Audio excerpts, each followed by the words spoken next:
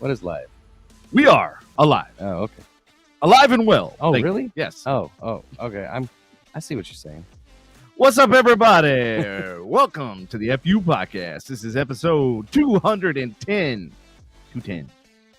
How many? 210, 3 years now? 3 years. Jesus. Ugh. It's June 18th, 2024. Lots of changes, lots of things. Thank you for those who have hung on for so long. And those of you who restreamed the broadcast too as well. Aren't we on? Is that? No, we're on Wave Video. My bad. We're not. But yeah, they can go to Facebook and watch it again, which a lot of people have.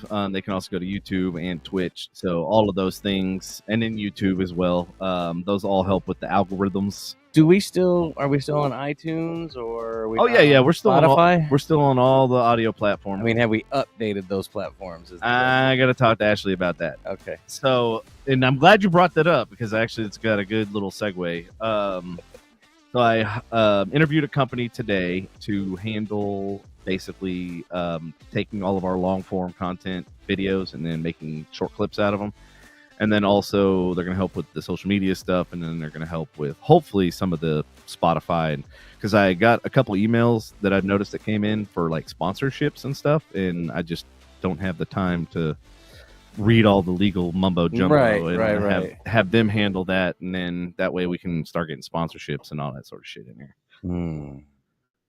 So hopefully, get that money. I really hope when you like going through there and screwballs in there somewhere as much as I know, for real. As many holes as we put in our stomach drinking that shit and like permanent heartburn for life. Let's see, out of 210 episodes, I'd say probably a good more than half. Yeah, or screwball. A little less than 3/4, maybe. Yeah, that was. Whew. So that's like 160 bottles. I can't even touch the shit. I love it. I still love the taste, but I can't touch the shit without my stomach being like, ah! Yeah, just the sound. Like I haven't touched it in a long ass time. In fact, do I still have a bottle of it downstairs? I don't even know. That I do not know. You may. I mean, we may have to have a shot for old time's sake tonight just to make our stomach scream. Who knows? It'd be fun times, right? Yeah. Hey, what's up, Ashley? How y'all doing? I just asked a question about you just a second ago. Andy had a question about the Spotify and if things have been updated and stuff on that. And I noticed in my email that I got a bunch of different things about sponsorships. So need to run that through AI. Well, she's also a busy lady too, so don't. I know. That's why she's a mom and school, and trust me. And nails. Don't forget nails. I thought that was school. I thought that was part of school. I think she's almost graduated, okay. If I'm not wrong. Could be wrong. But all of encompassing, so. Yes. I mean, running that schedule is not easy, so having to do something on the side for, volunteer work, I get how it gets put on the back burner, and that's not a problem. Yeah. Priorities. Yeah, I found that out from my brother-in-law who was supposed to be here Saturday to help me install and test these pumps. Waited around all fucking day, never showed up. Well, I mean, he's been over here a couple times. He's like, oh, this damn shit. He's like, fuck this pool. He's like, goddamn. He's probably feeling like how I feel the last 20 years. I mean? Fuck this pool. You can't hold it too much against him, right? Nah, and I'm just busting his balls. No, I just hate when somebody says they're going to do something right and you're like sitting around all day waiting. And like, that's what I cleaned the pool. I scrubbed the pool, ran the robot, did all that, all the things. I just see Devin out there going, I did the robot. Did the robot in the pool. He's just pop locking out there. I mean, I was jamming out. Of course, got the cops called, which, oh yeah, by the way, that happened. I was just like, so I had both speakers set up on either side of the yard, but I had them facing the house. So it's not facing out towards like the neighbors or the neighborhood. Yeah, I've got mine facing the house too. I know you. Yeah. And so, and then when you pair them, they left channel, right channel. They're pretty fucking loud. The bass in them hoes carry. Yeah, and so I turned on Phil Collins' song "In the Air Tonight," and I was like, oh, I want to hear this on full volume just to see what it's like. Dude, yeah, that drum solo was so badass. They were like 911. Yep. 911. I've got a Karen complaint about Phil Collins. They're playing Phil Collins excessively loud. He's playing In the Air of the Night, but his bass is in the air of today. I need it shut down immediately. So those of you who don't know, we got these new neighborhood that was put in without our consent, written I or think we touched on this a little bit last week. well, I know, but now we got a new chapter in the novel of these assholes that moved in. But yes, to your point, we did talk about it last week. They came in and they're gonna, you know what? There's somehow, some way, I keep coming up with funky ass shit. I'm sorry. We're going to have to figure out how to live in the same neighborhood together. You can't get around it. It just is what it is. These fuckers moved in, and you've been here, and they're trying to establish dominance over the neighborhood.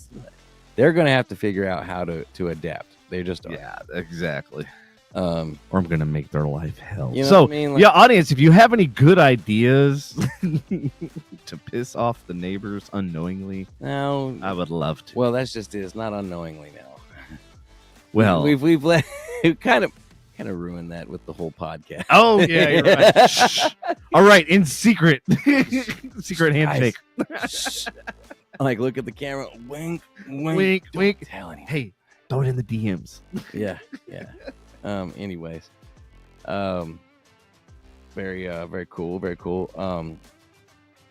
You got any so Devin? Yes, ladies and gentlemen, it's like he said it. He said he sends me a text message with a picture the other night, and this motherfucker's got 5 pool pumps in the back of his truck. He's got 1 pool, but he's got 5. Now, actually, if you really want to break it down, he's got 6.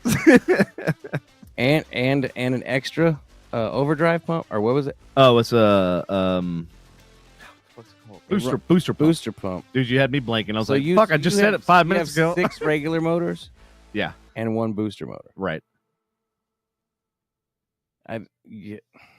I'm eventually going to build. I mean, I have a pool too, so I can't, if they run, I'll be like, hey, Devin. And I run out of my pump takes a crap on me and be like, lift one of those off you for a few dollars, a few ducats. Lindsay says throw 5,000 Orbeez on their line the night before it's supposed to rain. Lawn? Okay. I thought I was like, it's supposed to be yard or lawn. Okay. Whose lawn? Neighbors. They are tiny. What? Those little, those little gel beads? Remember those little gel beads we shot? Yeah. Just dump a shit ton of them. Dude, just dump a whole packet of those in their yard the night before it rains. I mean, I don't mean a whole packet, several. Just have a bucket and be walking your dog and just go whoosh. Fly a drone over there and just drop. They're gonna think it's like some kind of like pest or fungus or something. They're gonna start spraying for stuff. Like, what is this? Ashley likes your comment. It's not a bad idea. I like the ideas. Keep them coming, y'all.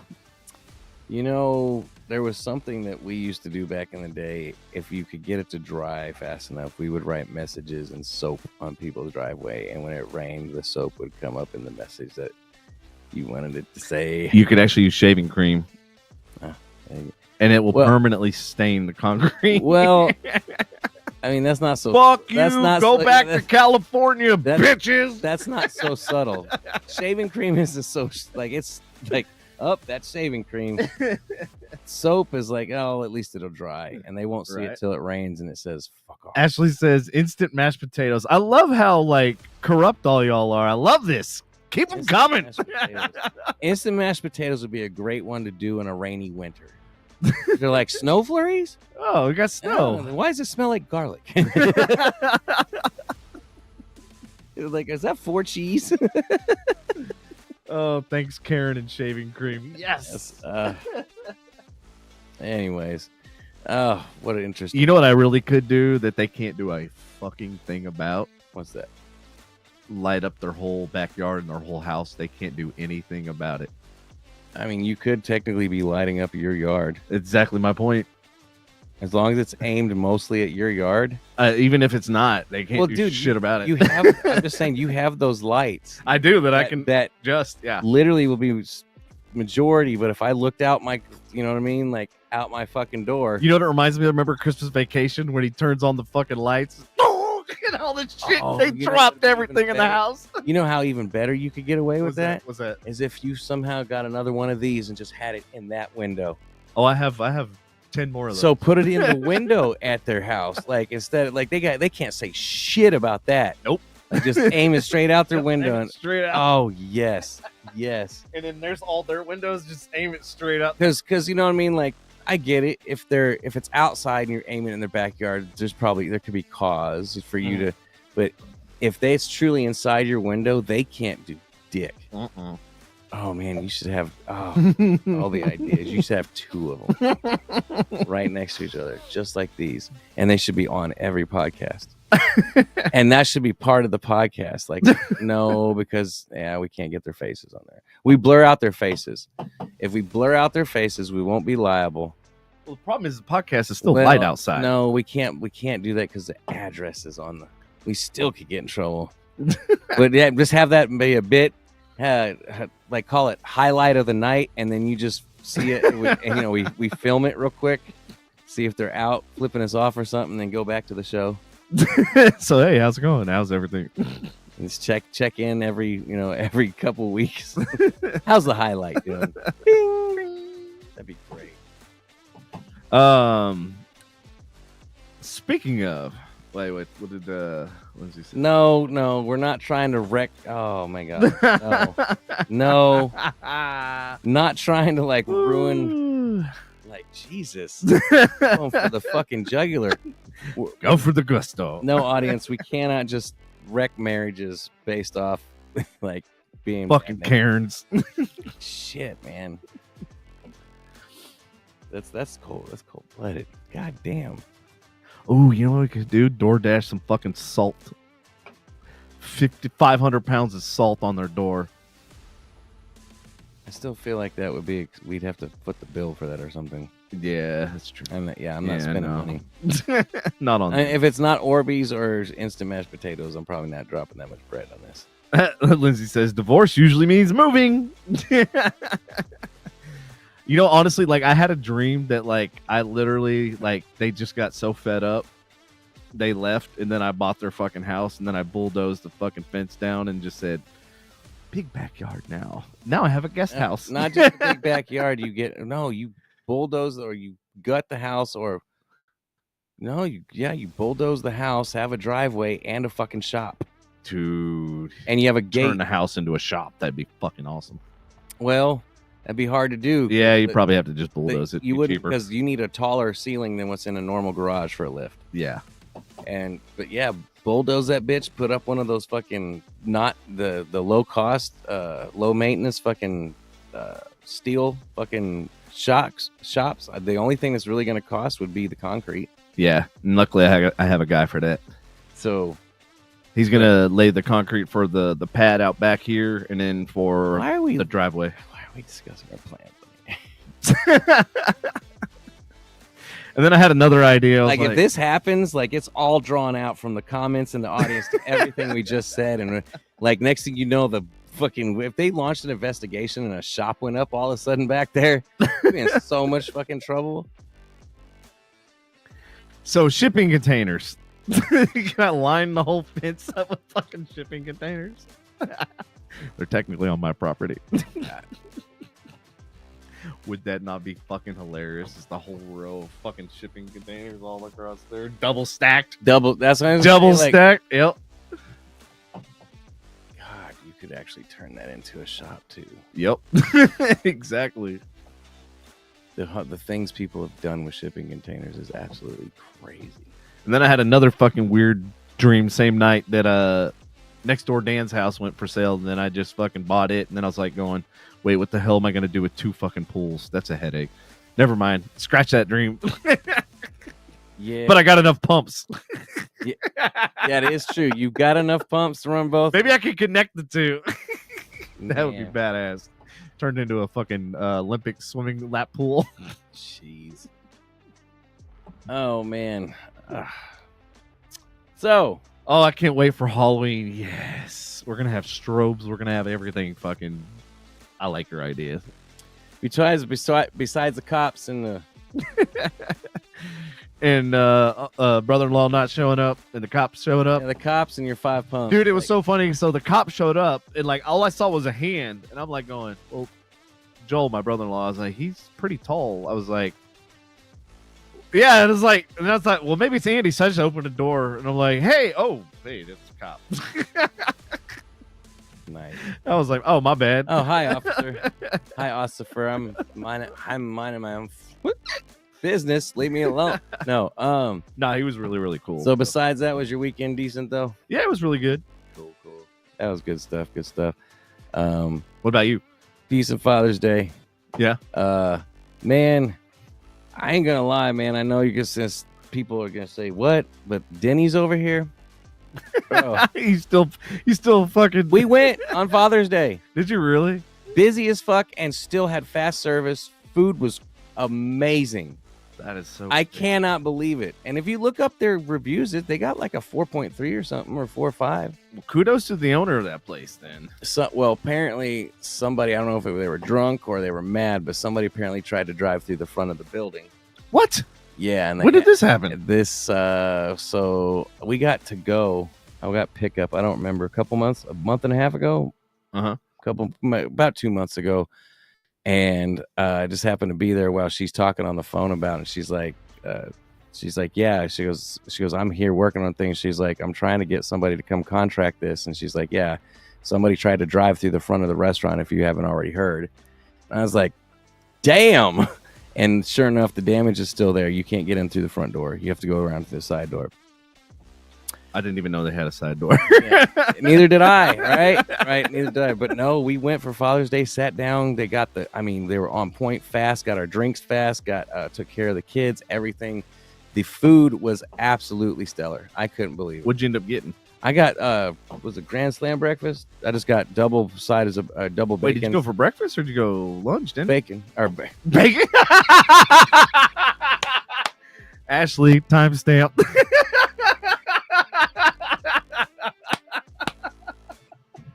Bacon.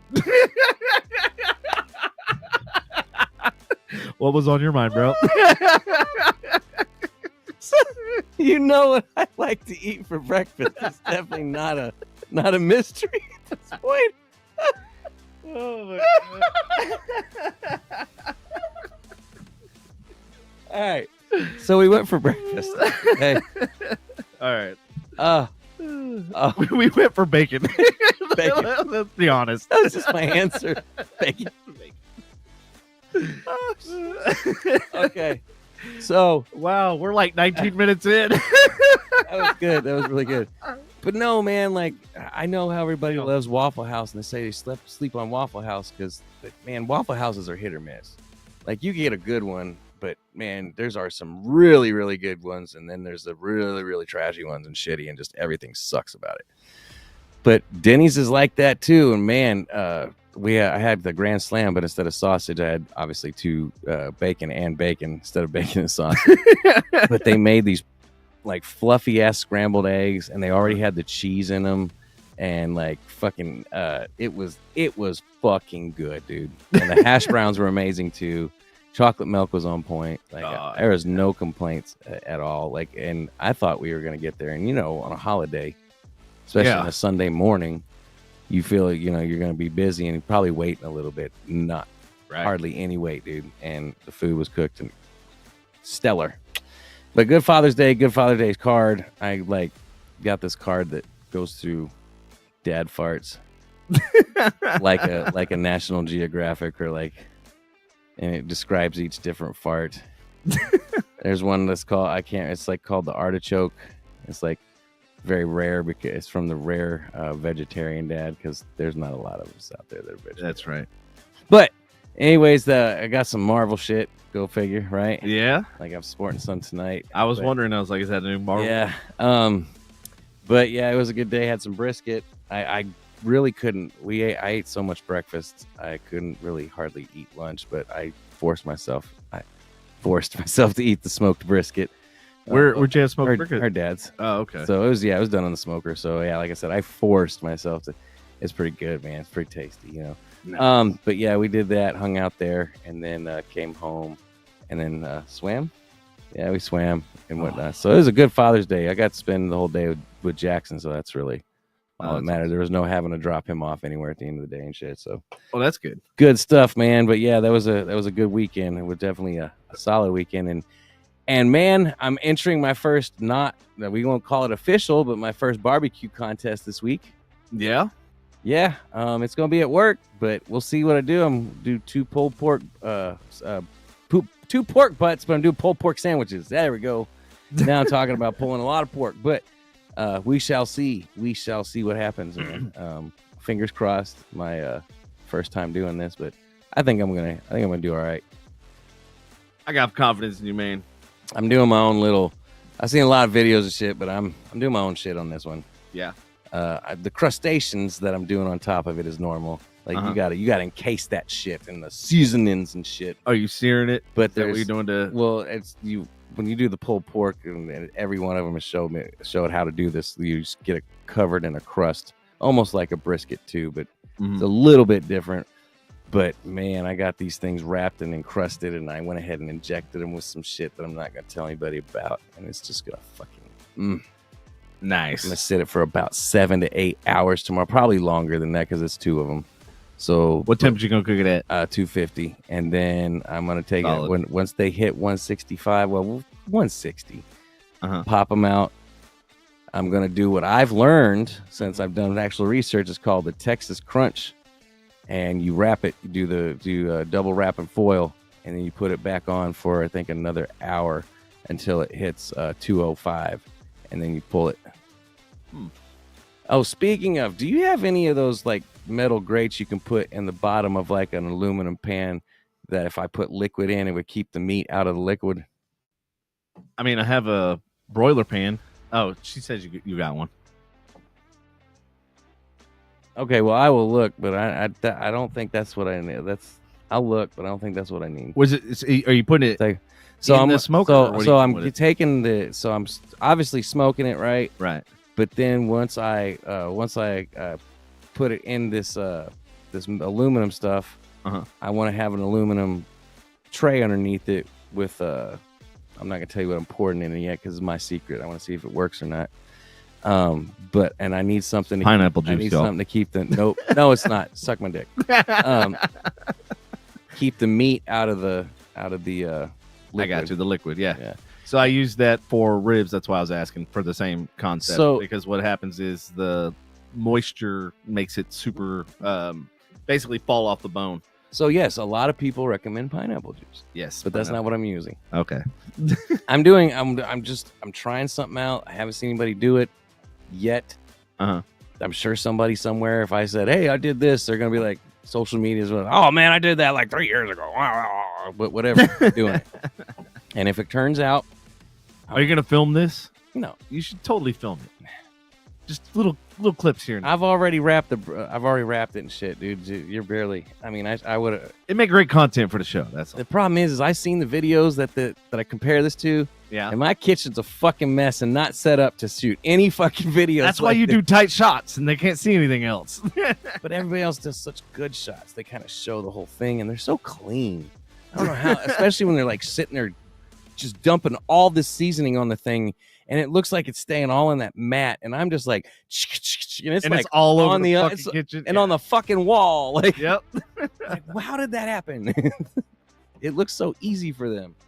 Yeah, that was kind of like me whenever I was meal prepping and stuff like that. Like, God, there were so many dishes, and it was just like, it was a continual cycle. Like, clean one dish and then use it again. Clean one dish and use it again. And it just kept going. Like, I started at 9 o'clock. I think I finally finished at midnight on Sunday. Yeah, it was like literally nonstop cooking for like 3-4 hours. It was crazy. Well, but no dishes. So I'm hoping I do this right. I've learned and studied and like, you know what I'm saying, I don't want to be my first barbecue contest and then like, damn, you placed like dead last. Yeah, like, there's like, I think there's 6 of us in it, you know, and I don't want to be like, I don't want to be 6th or 7th because that means I didn't even place. See, this is why you need to film it, because then when everybody's like, damn, that's amazing, you'd be like, oh yeah, you like it? Here's a video. $29.99. So I can so I can repeat the process. All right. I can definitely repeat the process. What's up, Molly? How's my favorite daughter doing? Hey, niece. She said Happy Father's Day to me. I was very heartwarmed. Oh, Jesus. Auntie and uncle says hello. Her AC went out in her apartment a couple days ago, so I was like, "Oh man, in this fucking weather."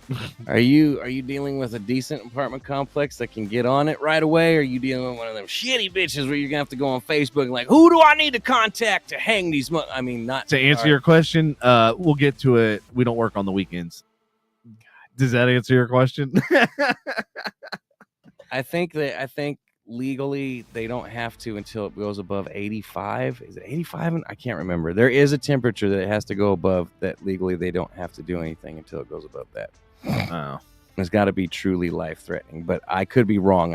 It may be lower than 85. I don't know. I thought I've read that or heard that somewhere. So feel free to research it. No worries.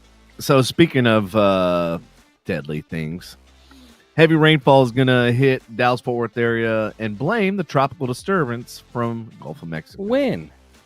They said it might not hit the DFW like this far north, but it's definitely hitting Houston and stuff like that. And here's the problem. And I just saw somebody posted on Ray Roberts that they opened the dam on Ray Roberts. And I'm like, great. That means the water that we have here is going to be even more. Well, let's just hope it's no. You know what? Let's not hope anything. Let's hope it just doesn't make our situation already worse, and let's hope it doesn't make our neighbors' situation any worse. Although it looks like it's going to. Yeah. But let's just hope it stays as south as possible, and we'll just leave it kind of like that, right? Because I'm tired of being landlocked in this fucking waterlocked or whatever the fuck it's called. Trust me. And you know what sucks is my Waze keeps telling me to go fucking down Shady Shores. I'm like, I can't. I'm like, technically I could if I'm in Tundra. But I did finally figure out how to cut, do the maze and then cut all the way over to Swisher. I finally figured out to get to the other entrance of the other side of the neighborhood. Oh, to actually Swisher or to the service road? Both. I know both, but yeah. But I didn't realize you could get through that neighborhood. Like again, It's still a maze. Oh, yeah, it's definitely a fucking still a maze. But yes, you can get to I didn't realize that. It's insanely. And the cool thing is you can actually get faster by bike. Yeah. There's bike trails and shit. I've done it several times with her in the car, and she's like, I don't fucking get how you remember this. And I was like, I don't understand how I remember this. It is confusing as shit, and Andy's not exaggerating. It literally is a maze. That's why I don't tell people how to get that way, because it's like once they master it once, they're not going to be able to do it again. There's one spot where you turn right and then go back into it, and then you turn left and go the complete opposite direction, because if you make your first left that looks like it's going to connect, it ends up being a horseshoe and just takes you right back around to the street you would have taken a right on. It's so stupid. Yeah. Like the way that neighborhood is planned out is, I mean, I don't know what they were doing. Maybe it was trees or roots or something, but Lindsay says he's tried to show me several times. It made me realize I would die and starve to death in a corn maze. Crazy. But yeah, I use it to save time.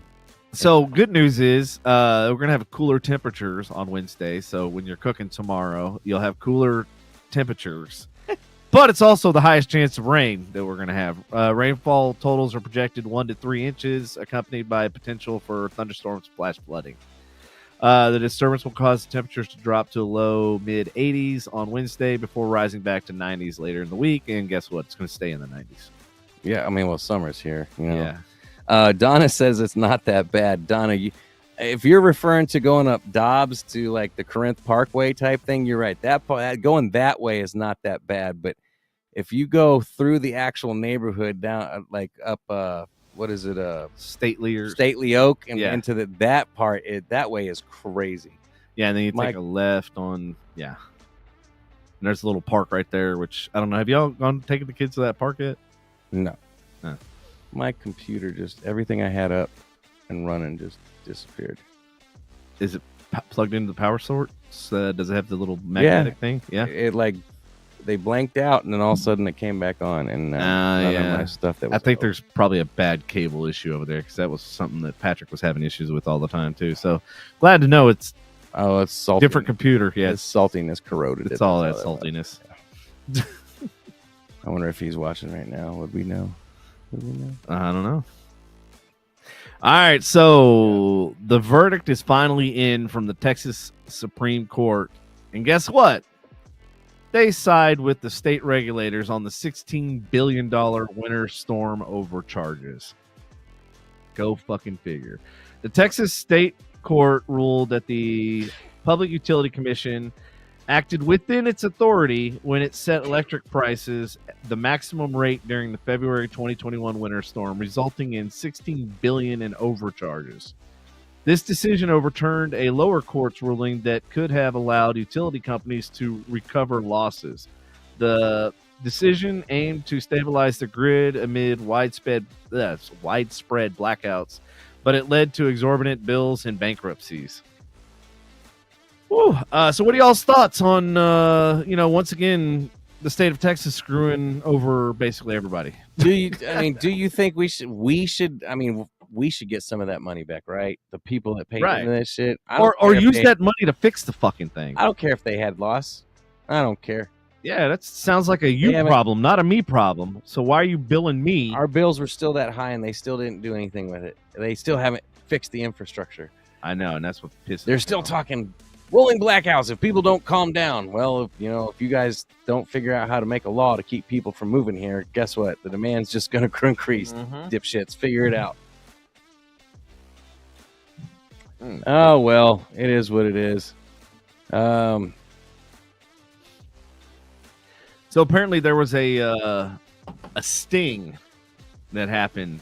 Flower Mound in Highland Village. Oh, God, yes, I saw this. Flower Mound, for whatever reason, I don't know what's going on in that town, but there was 30, not even exaggerating, 30 stories of Flower Mound. I was like going, dude, what the fuck happened to Flower Mound? Is it going downhill too? Like, they're white collar criminals out there. You know what I mean? Like, I really feel like something like this has happened in Flower Mound before. I feel like it also has happened in Carrollton. It's not like Fire Chief, but yes, there's been a couple prostitution rings busted in the last 10 to 12 years. That's very similar to what this is. Right. So the former Highland Village fire chief was arrested as part of a countrywide prostitution sting operation. The affidavit reveals that he was involved in soliciting services, leading to his arrest along with others in the operation aimed at curbing illegal activities.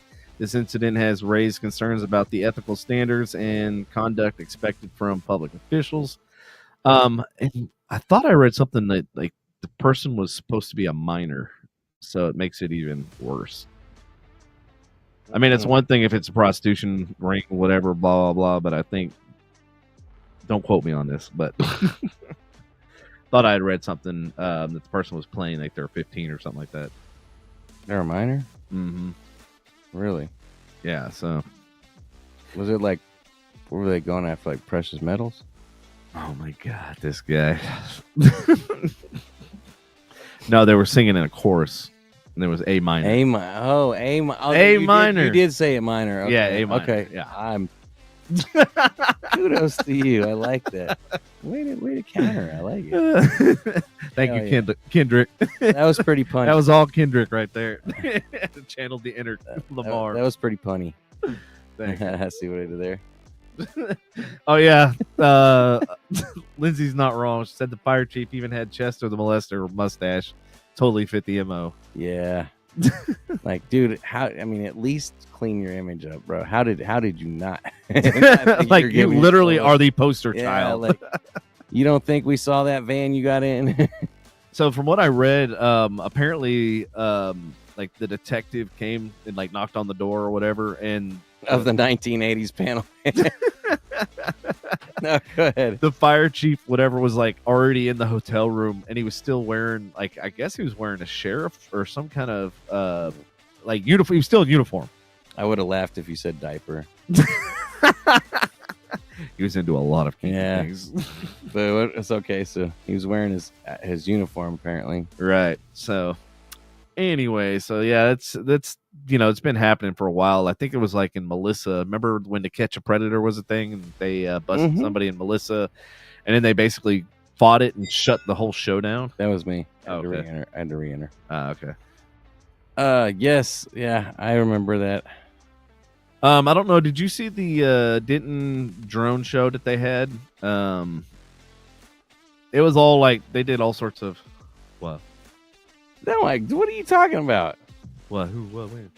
No, I'm talking about minors. It's not underage sex trafficking that I'm joking about. I'm talking about the guys that risk their life to, mine minerals every day for our jewelry and lithium batteries. Yeah. And then he was talking about somebody in a choir. I don't know. God. So it's just chastised over here. Donna says it's not the first time Highland Village has had corruption. Donna, it's literally happened in our backyard too. Lake Dallas was busted many times. This one's lots of corruption from the police chief to the mayor to which I know. Go to the neighborhood next to us. There's not, and I don't mean the trailer park. I mean the neighborhood. There's some stuff going on that I've been privy to. I won't. Oh yeah. I want to say where it happens at, but it's in that neighborhood, and it connects a lot of different. No, I'm not gonna say nothing. Never mind. Yes, I know what you're talking about. But yes, it's pretty crazy. But anyways, so moving right. Bye, Molly. Are you just coming in, hit it and quit it, and you're gone? That's messed up. Yeah, I think she got. We family. She's got to go back to work. Speaking of, I need to. Molly left. She's already gone. Bye, Molly. Love you a long time. Well, interesting. Well, tell your friends to tune in. Word. Yeah, I'm sending some. Do we really? Are we? Do we really want to talk about the drone show? I mean, we can. Well, I was gonna just talk about it briefly, and then talk about what are your thoughts as far as fireworks versus drones? I like both. Yeah, I like a mixture of both. I'd be cool if they can incorporate both of them. Mm-hmm. Yep. I would like the fireworks to shoot off of the drone. That's exactly what I was That's thinking. that. Yeah. Man, shit. Have drone wars where they're literally shooting at each other. That would be Roman sick. fucking candles. Oh yeah. Dudes could do this up so fast. Come on. There's so many ways fireworks and drones should go together. You remember this video game called Twisted Metal? Yeah. Yeah. Imagine that, but with drones. Mm-hmm. It'd be so fucking awesome. But it's like remember that what was that robot thing that was on Discovery where they would try to build the ultimate robot? BattleBots. They still got it. So you mix that with the drones and then fireworks. So believe it or not, sidebar, BattleBots has grown such a gigantic following. They have a huge fucking venue in Vegas. Yeah, it's huge. Well, coincidentally, guess who's going to Vegas in August? This guy. And you're not going to believe. Are you going there for a convention? Yes. You're not going to believe what kind of convention I'm going to be going for. What one are you going I bet you could probably guess. I'll give you 5 chances. Is it SEMA? Nope. What's the other one that's out there? Consumer Electronics CES? CES, I would love to go, but no, I'm not going for that. You're down 2. You got 3 more left. Dude, I'm surprised you haven't been able to guess this off right off the fucking Porn convention? The porn convention? No, not that one. You got 2 more left.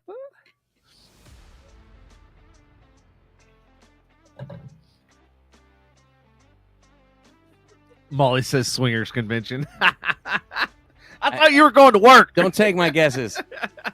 Well, is it a caster convention? Nope. Damn it. So I got one more. You got 1 more left. Last guess. Make it a good one. The other convention that happens out there. I know SHOT Show's already gone, so I'm not guessing that. I can't believe. Hold on. Nothing like that air. I don't know, man. I give up. It's an AI convention. Oh, okay. I'm like, how did you not guess Well, that? I thought it was going to be a well-known convention. I don't know the AI conventions, man. No, it's a brand new. I mean, obviously AI is relatively new, and it's not new for me. But I got invited. It's a 5-day event, and I got tickets to all 5 days. It normally, I think it's like $5,000 or $6,000 to get in or to go. So I told my boss, basically was like, hey, I'm looking to go to this. Like, either if the company wants to fund it, that's cool. Like, if not, then I'm going anyways. Right? I'm like, I'm gonna go because it's so we have part of our review is you have to do like continuing education, right? CE credits. Right. And so that's why I was like, well, this will be a perfect opportunity to use that.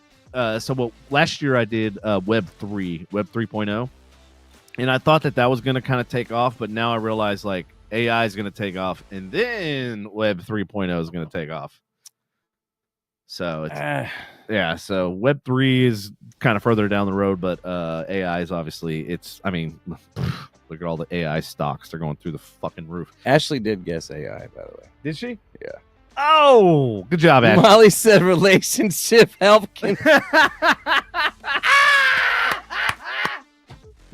Shit, if you can find one of those, let me know. I will attend.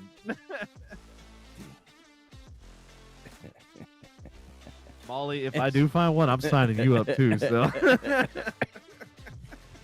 Oh man, damn, Molly with the right hook. For real. That's funny. Therapy, bro. It's called therapy. Not well, that's like group therapy. Because it's convention. Ashley said he really should.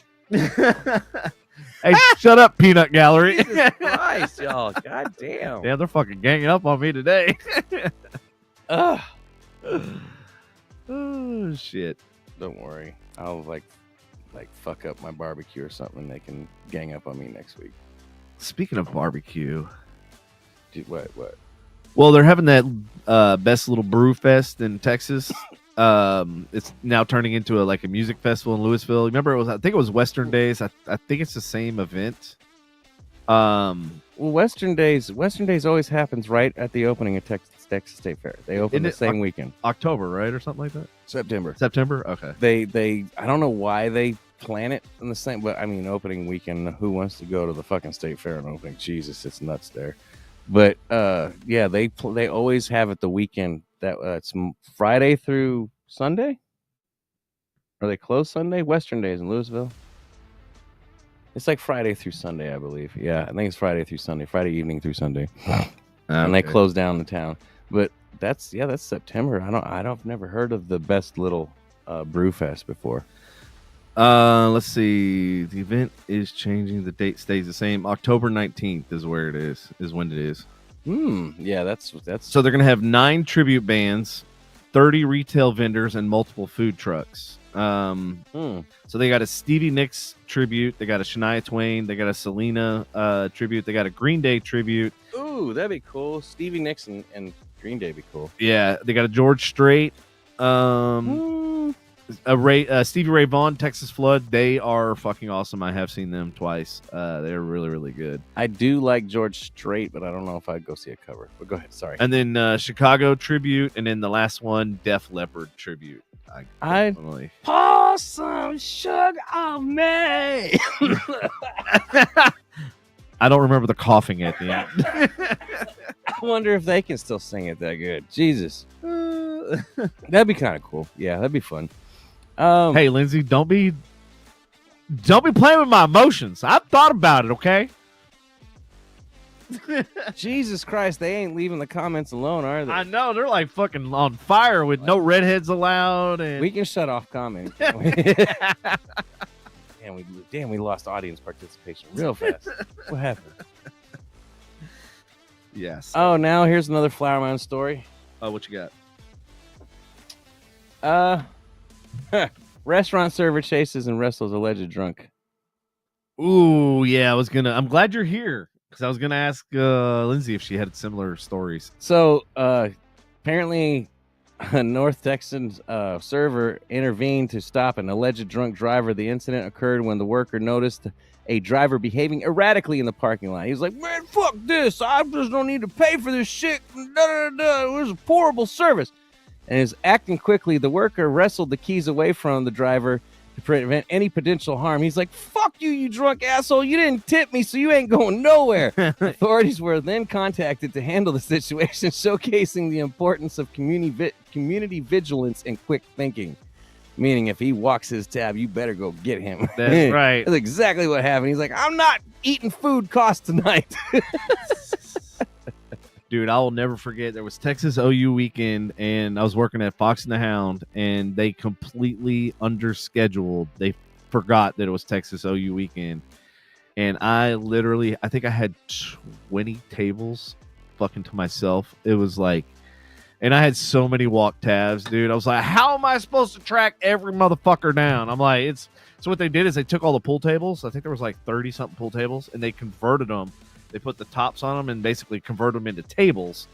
And of course, they didn't have chairs for everybody. So a lot of people just, set their drinks or whatever. And that was the problem, is because nobody was in their same spot. So like trying to track down people to give them the tab or whatever. Oh, dude, it was the biggest clusterfuck. And I was like, yeah, I'm never working Texas OU weekend again. Not as a bartender or whatever. This was Fox and the Hound and off of Rosemead, and damn, it's that busy there too. Oh, dude, it was insane there. But yeah, then I worked a couple Texas OU at Stan's Blue Note. I got to be a bouncer there, and I actually made more than bartenders. That was fucking awesome because they had to tip me out. And then plus I got tips on top of that, so I ended up walking with like I think three or $400 that night. I was like, dude, this is badass. I've always loved the rivalry. Yeah, I always have, but I don't like the problem is it turns so many drunk assholes because they come down here from Oklahoma. And, well, it's funny because they say like if don't get me wrong, we got a lot of them, the fans already down here. Well, they say if like Oklahoma wins, then they end up staying here and partying the whole weekend. But if they lose, they get in their car and they fucking get the hell out of Dodge. Oklahoma's been beating us for like the last 3 fucking years, dude. Have they? Yeah, I believe it's the last 3 seasons, 3 or 4. I know because like if you go that weekend during the game, the fairgrounds are you can get into anything until the game's over with. Because they're all there for the game, and then everything dies around, and you just have a fun day and shit, and then you leave right before the game lets out, and then you get it's a much easier day. Yeah. Well, weekdays in general are easier because everybody's in school or at work. Right. So I don't know if you heard about this, but there's millions face record high temperatures as a heat dome intensifies over U.S. My cousin is in Kansas. He posted it was like 98 degrees a couple days ago there. I'm like, dude, it's hotter there than it is here in fucking Texas. Well, is the heat dome north of us? Yeah, because it's definitely not here. No, it's Midwest and Northeast. So we should be cooking by. Yeah, oh yeah, dude, we should be in the hundreds by now. Cities like Chicago, New York, and Boston are facing temperatures up to 105. You fucking like we're used to that down here. Most of those places up north don't even have fucking AC. Like I know for a fact there's a lot of my grandma's house and shit didn't even have AC back then.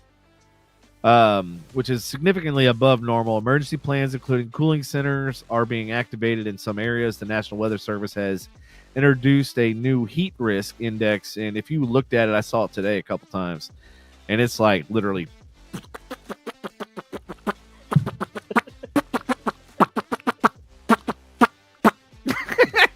like that, huh? Just like that. Even makes the same sound effects. I did not know the weather could be so arousing. Oh no, Ashley, you don't have AC. That sucks. Your apartment's must yuck. Ashley, are you talking about in your car or are you talking about in your house? Because that's like 2 totally different situations.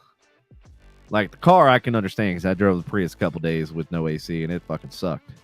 Oh, no, by the way, it got me almost stranded on the expressway on 35. The, what I call the Autobahn. Which one's Autobahn? 35 North, the expressway, that little, the toll. There's certain parts. Yeah, I mean, yeah. Right where 635 to once you get to like Beltline, it starts to slow down. But once you pass Beltline all the way into like Louisville, it's fucking dude. It's Autobahn Central. I don't know, man. The fastest roads I've been on is George Bush and the Dallas North Tollway. You run into Lamborghinis on the Dallas North Tollway a lot when you get down towards Highland Village. Yeah, Dallas North Tollway though. That's or not Highland Village, Highland Park. Highland Park. Yeah. Actually, the new Autobahn in Dallas is the 635 toll. Have you been the underground thing? Dude, you could literally go like Mach 10, like nobody's regulating, and that's actually where a lot of those was it 1350? You know that car company, car club, or whatever that posts videos. It's like 1350 video or something like that. They do a lot of video races on that 635 with like Ferraris, Lambos, and all sorts of shit. There's this one dude that's got a Lambo, and this guy posts all these videos, and every single one of them, except for like one or two, he gets his ass whooped. And I'm like, why are you posting these videos of your Lambo getting spanked by everything? I'd be selling that, motherfucker. I mean, if they're still watching, still getting you views. Right, that's true. Oh, man. Good job for the guy. California is once again having wildfires. Wait a minute. How did we skip the North Texas housing inventory? Oh, yeah. Well, okay. I'm good with skipping it. I don't give a shit. Okay. Because it's really like, it's okay. So they have more inventory. Okay, that's cool. There's people that are still buying them up left. Good luck getting a house space. Yeah, exactly. Thank God we have one. Definitely. And they did announce that they're going to do a rate decrease. One this year. Good old Jay Powell. So the feds are going to do one rate cut. That's it. Which means our mortgages will drop 0.5%. Yeah. A massive wildfire known as Post Fire, not Post Malone, but Post Fire. What about pre-fire? Or, yeah, I don't know. No, it's post because it's after. Okay. Or maybe just because one post burned. No, clearly it has burned 15,000 acres across L.A., causing evacuations for 1,200 people from Hungry Valley area. Is that like Hunger Games? Is that like right next door? Strong winds complicate firefighting efforts with gusts up to 50 miles an hour. Another fire in Sonoma County has also led to evacuations. Isn't Sonoma wine country? You telling me all of our fucking wine is going to be burnt? Save the grapes. The travesty. Hashtag save the grapes. While containment efforts are ongoing, the extreme heat and dry conditions in California continue to create ideal wildfire conditions. What are y'all's thoughts like about California? It seems like at least a couple times a year there's some kind of wildfires in California. Like, are they going to do like what Texas did with the power grid? Like, absolutely nothing. Cali? Yeah. Do you know how long Cali's been burning? Forever. And that's what they. That's what he. What was the sign that Chris Pontius from Jackass? He said, "God left California" or something like that. Or. Well, you know what it is. It's Jesus coming after all the. And it's burning all that shit, man. Mm-hmm. Y'all are just shitting on the sidewalks and letting homeless people steal with no punishment, and like crimes go, like nobody can stop somebody from shoplifting. Businesses are losing their ass in profits because of the stuff that's just running out the door, which in turn turns into insurance claims, which in turn turns into more state debt. Yeah. California gonna burn. I could keep on burning. So the next story and the one after are kind of both tied together. What do they got to do with? So there's this influencer. She's a young teenage girl, and the audience is 92% adult men. A mother started an Instagram account for her preteen dancer daughter, which quickly gained popularity, but the followers were predominantly adult men, some of whom were sending inappropriate messages. To who? What? So the mother created a basically a Instagram or some kind of account. Yeah, it's Instagram account for her daughter, like so that for all the dancers and stuff like that. But apparently, predominantly adult men, and they're sending inappropriate messages. Despite the mother's efforts to filter comments and manage the account, the reality of male followers persisted. Meta's algorithm have been criticized for promoting such content to potentially harmful users. This raises concerns about safety and ethics of young influencers on social media. Since y'all have small kids and some of the audience does as well, like, what are your thoughts on like the young influencers gaining large adult like followings, and like what can social media platforms do to better protect children and stuff like that? Because clearly whatever they're doing now ain't working. So what do you mean what they're doing now? What they haven't done in the history of Hollywood, like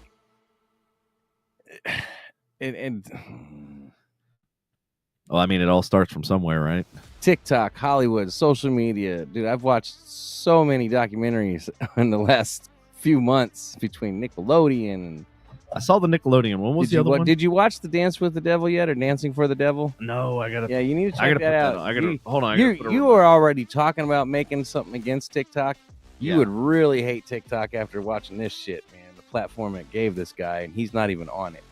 Dancing for the Devil, is that what it is? Yeah, it's Dancing for the Devil.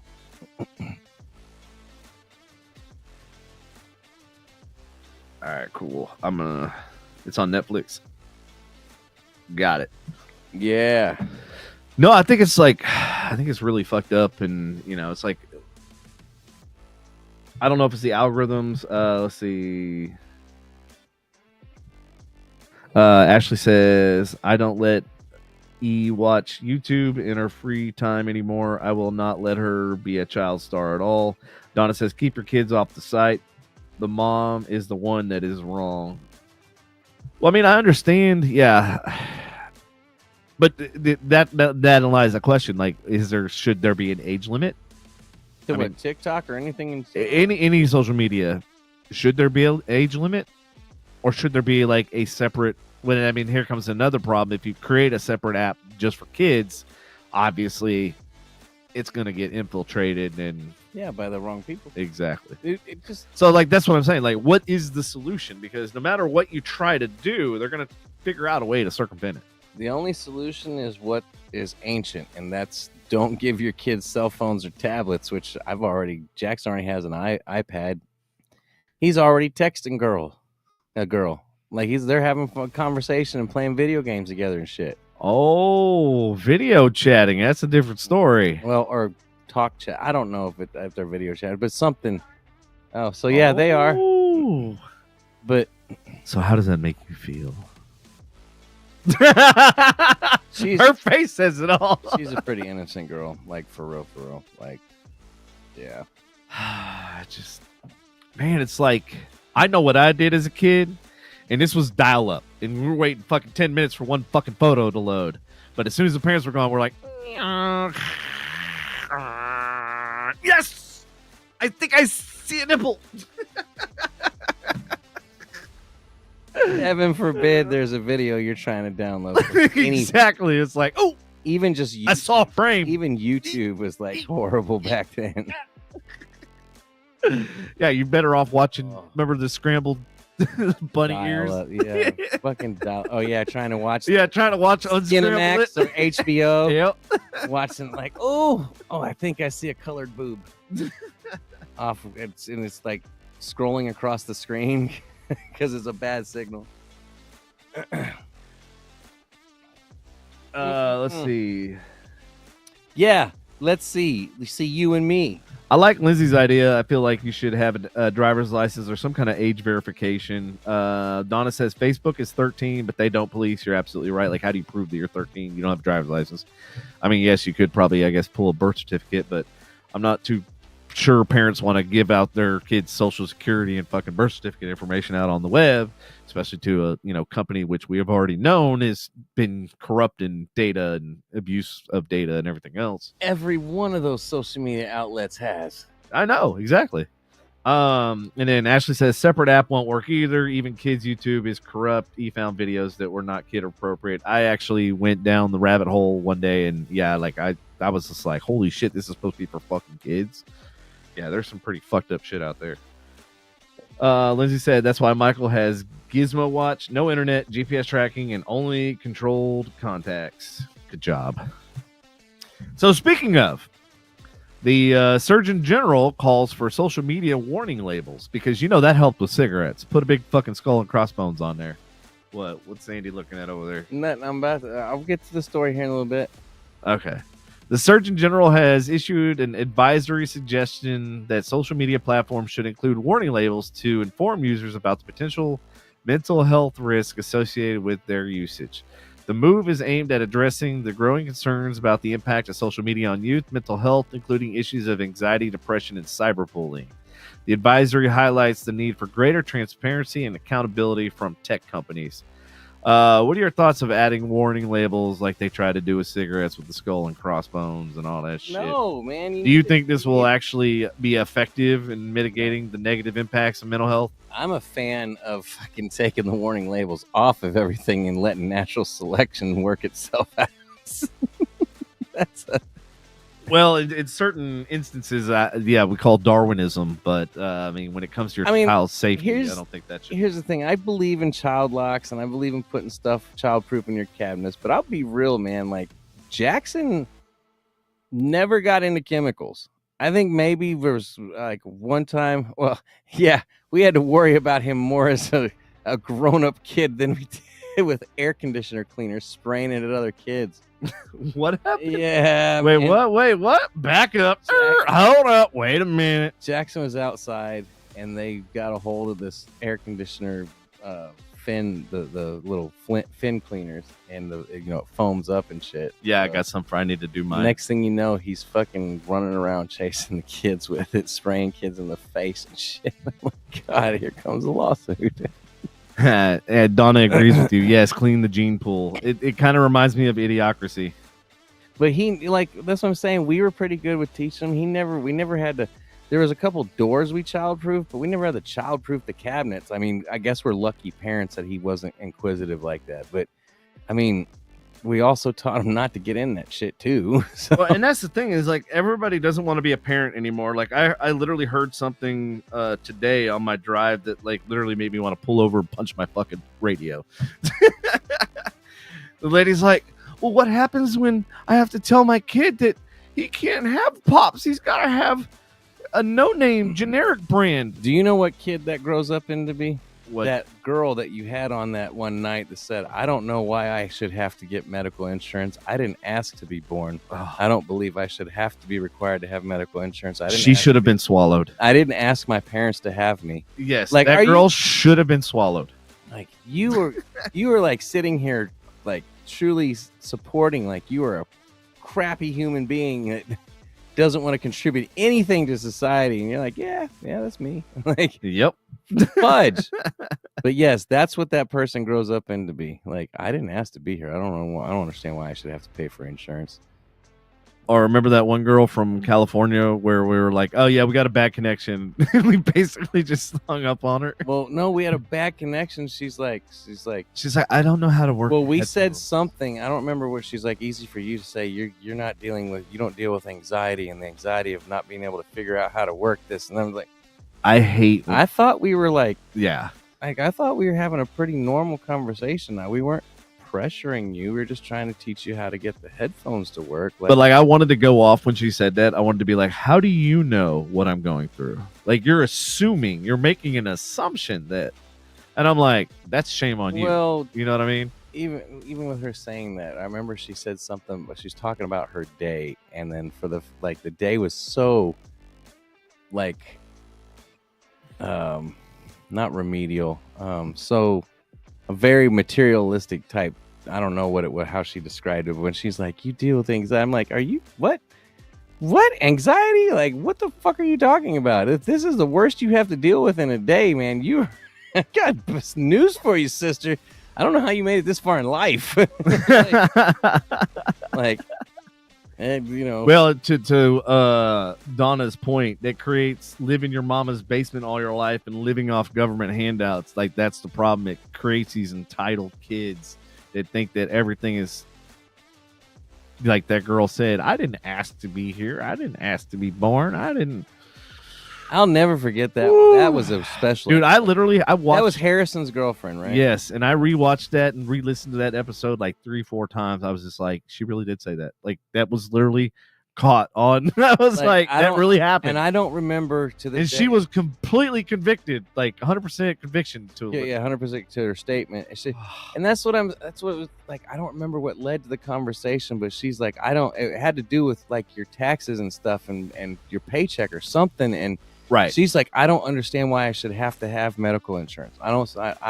Why should I pay to, I didn't ask to be born. And I'm like, are you fucking serious? Like, okay, so you didn't ask to be born, so that just gives you an excuse to be a shitty human being? Like, right. Of course, if I look at life like I didn't ask to be born, that kind of writes the bill for being a shitty human being. But whatever, like, I'm glad I don't, like, even if I was, like, not doing that good in life, I'd still be happy that I'm here. Like, like, I don't mind being here. I don't know if it's just because, like, they don't study history anymore, because, like, you can look at all the places that don't have laws and rules and see how that worked out. You can go there. There are tribes that there's still an island that is uninhabited, and it's actually illegal to go there because they will kill you as soon as you get off that boat. Is the American medical system corrupt and ass backwards, especially when it comes to insurance? Yes, 100%. I agree, but not paying the insurance for it and then it gets dumped onto us with our taxes. That's not the way to fight the system. Mm-hmm. I don't have the answers. That's why I'm not president. Okay. But I'm just saying, like, free healthcare. There are areas that have done it and their economies at the same time. Not that ours is in a strong place right now. Well, speaking of economies and speaking of disputes and everything, there's in international news, there's tensions rising at the border between United States and Mexico. And I just got a notification today that they are no longer going to be sending avocados from Mexico into the United States. Avocados from Mexico? No avocados from Mexico. And we know they can't come from California because it's fucking half of it's on fire. So where are we going to get our avocado toast? All the entitled... Florida? Florida, can you help us out? They got lime. Wrong green fruit. I mean, I feel like they might make a stab at it. Maybe can we get? I mean, they get one or two. Texas is pretty close. Why don't we take over the market? I don't know. So if you have ever looked into the avocado market, believe it or not, it is so lucrative that the cartels are involved. And now that they are not sending it over, I guarantee you there's going to be more cartel involvement, and we are going to see a spike in prices. Oh yeah. A spike. So Lindsay's like, I don't give a shit. I'm allergic. Man, that sucks to be you because avocado, some guacamole. Guacamole, some guac. Guac is so good, especially table side. You only get the guac if you got money. You always tell who's broke. Like, no, is the guac's free? No. Okay. I'm out. Wait, it costs half of what my whole sandwich costs? Oh, shit. Guacamole is kind of expensive. It is, like, bro. It's really not cheap. It's not like a 50-cent add-on like it's jalapenos. I'm not crying about it. Like a $5 add-on. A couple, depending on the restaurant you're at, it's $7 to $8. Donna says Texas Valley and Florida grow them. Okay. It's probably still going to go up, though. Yeah, exactly, because of supply and demand. Basically, the fight that's going on between Mexico and U.S. for once is not about the border. It's actually about water resources. It's the border and water. Well, if they just took the water out of that Rio Grande, they wouldn't have to swim across, and we'd solve the water problem. No, the Rio Grande and the Colorado River are focal points of this tension, exacerbated by climate change, population growth, and agricultural demands. Both countries are facing significant challenges in managing these vital water supplies, with potential for severe economic and environmental impacts. I'm trying to remember from memory, it was like the equivalent of Mexico owes us 32,000 Olympic-sized swimming pools worth of water. That's basically how much they owe us. Now, who would have thought? Dude, did you ever know that we had some kind of pact with fucking Mexico about water? Like, I didn't even know that was a thing. No. And I don't know if is that just the United States or is that just Texas? Then why the fuck are we not supposed to drink the water when we go to Mexico? Like, why do we want their water if we can't drink Right? it? If we can't even drink The it. conspiracy! Fucking knew it. I could have been drinking it the whole time every time I was down there. Not that I've been a lot ever, but still, it's funny. Well, that's fucking crazy. Like, and my thing is like, so we're worried about the border, right? Right. Why don't we just?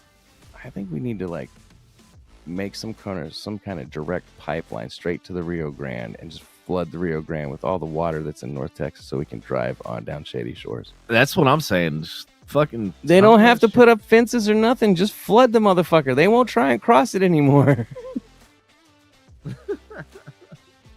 Just a thought. Donna says, when did water normally run north? Doesn't it flow from U.S. to Mexico? Yes. But apparently, I guess there was some kind of pact that the U.S. had with the amount of water that flowed into Mexico. I don't know the whole details. I guess they can't reverse the pipes, right? You know, no, they reverse flow the pumps. Can we make it go from south to north? So it's an 80-year-old treaty that the United States and Mexico share waters from the Colorado River and Rio Grande, respectively. But because of severe drought and searing temperatures, Mexico has fallen far behind in deliveries, putting the country's ability to meet its obligations in serious doubt. Some politicians say they cannot give what they do not have. It's a tough argument to swallow for farmers in South Texas, also struggling with no rain, basically. They say the lack of water from Mexico is propelling them into crisis, leaving the future of farming in balance. There was one, what is it, the sugar cane or something that was in Texas? They had to close up shop because they basically have no water. Yeah. So, yeah, that was one of the things that I was reading about. Stop selling sugar cane, start selling cocaine. There you go. Sell the other white product. Damn. I went there. Okay. Damn. It's like that. Okay, I feel you. So going back to the restaurants thing you were talking about earlier about Waffle House and Denny's, and who would have thought Denny's was actually going to be like legit. But this next segment is food restaurants. 40 obvious signs that you should never, ever, ever, ever, ever, ever eat at a restaurant. 99% of the people are completely oblivious to. Oh, God. Here we go. We're going to ruin every restaurant I've ever fucking been to. All right, so I'm not going to go through all 40. I just picked like the top 10 just to kind of like save time. You know what? I'm going to open the article, and if I see any jump out at me, I'm going to fucking... Go ahead. Feel free. But I'll go down my list. Sticky floors. If your feet stick to the floor, leave immediately. That means they don't fucking clean shit. That's fair, but I mean... Another one is bad smell. A sour or disinfectant smell is a red flag. Large menu indicates frozen or not fresh food. Okay, I'm sorry. Go ahead. Cheesecake Factory fucking ruins that Yep. period. I have yet to have a bad fucking meal ever at Cheesecake Factory, and I've never been sick. Well, the thing is, it's not that you're getting sick. It's that it's not fresh. It's frozen. Fuck, it still tastes good to me. Damn right. Overpriced frozen food, I give a shit. This shit's good. I ain't leaving the Cheesecake Factory. Suck my dick. No, and their food portions are insane. Or they used to be. I don't know if they still are. Dirty menus suggests overall poor hygiene. Fruit flies indicates a dirty kitchen. That's one of the things I can't stand. Flies and fruit flies. Like the ones that fly around here, they drive me fucking nuts. That's why I got all these bug zappers and everything else around the house, because I hate bugs. Disgruntled staff. Unhappy staff likely reflects poor management and food quality. I see this one say stay away from buffets. Kiss my ass. No. Yeah, I saw that one. I was like, nah. I've seen a roach crawling across the salad bar. Guess what? I didn't eat the salad bar. I told the manager, I said, I'm not going to make a scene. They caught my meal. And guess what? I didn't get sick. I'm not going to stop going to buffets. I don't care. I just don't give a shit. Like all you can eat for like $12.99. I don't know if it's that cheap anymore, but still. No. Unclean restrooms often means unclean kitchen, which I want to talk about this for a second. Every fucking 7-Eleven I've ever been into in my entire life. Now, mind you, I installed all of the networks in North Texas. Yeah. For 7-Eleven. They're 2.5 gigahertz Wi-Fi to connect the gas pumps to the register inside. So I've seen almost every 7-Eleven in North Texas, and those restrooms are fucking horrible. To the point where when I interviewed with 7-Eleven, I chose, like, part of my project was to actually create an app that basically rates bathrooms.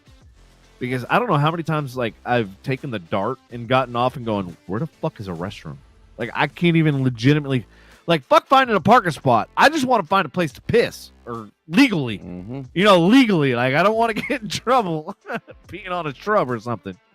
You know what I mean? Like, and then worst comes to worst, like, let's say you went to the fair, right? And you're taking the train home. Yep. Fuck, what have you got? You got all that fair food in you. You gotta drop a deuce. What are you gonna do? I've almost shit myself on the train. I will it's almost happened. Yeah, no, I mean, it's almost happened to me too. And I'm literally frantically, like, and I go into a Subway and they're like, oh, it's for customers only. I'm like, fuck, I'll buy half a sandwich. Like, fuck, Yeah, I gotta go. Give me a drink. Give me a drink, something. Shit, I gotta go. I think I bought a drink at McDonald's just so she could go to the restroom. I think it was in San Antonio. No, I get it. It was on the Riverwalk. Yeah. Yeah, it was recent. I did it recently. We also had to do it because we were out late. I'm pretty sure we had to do it on. Like, I don't mind if, like, I have to swipe a credit card to, like, so I'll give you an example. When I went to France, they had this building. It was almost like stainless steel, like the whole entire outside. And you literally dropped in like €1 or whatever. And, like, it was the coolest thing ever. Like, the bathroom sealed itself and, like, basically steam cleaned after every use. So, like, you walked in there and it was, like, completely spotless. I was like, dude, this is, like, we need this shit in America. Yeah. Fuck porta potties. Like, we need this, whatever the hell this thing is. We need that. Man, do you have the one about the bread? The bread.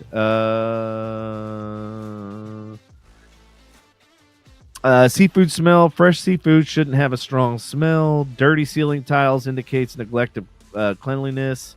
Unknowledgeable staff about allergies shows lack of food safety training. No, I don't have that one.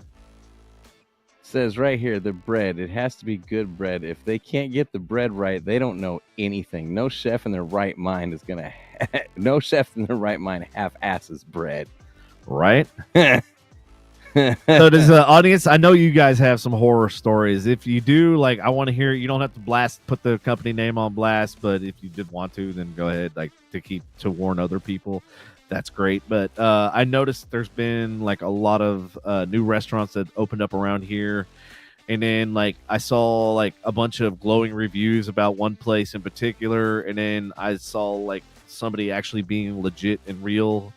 And then people were, like, commenting basically like, oh, thank you for, like, getting an honest, like, review and not just feeding into the hype. Yeah. So that's kind of what I was wondering. That's why I brought this story up, because I was like, I want to. Because I know I've ate at some sketchy ass places. I've worked at some sketchy ass places. I think the worst one I ever worked at was Viddy's. Damn. That was by far the worst shithole ever.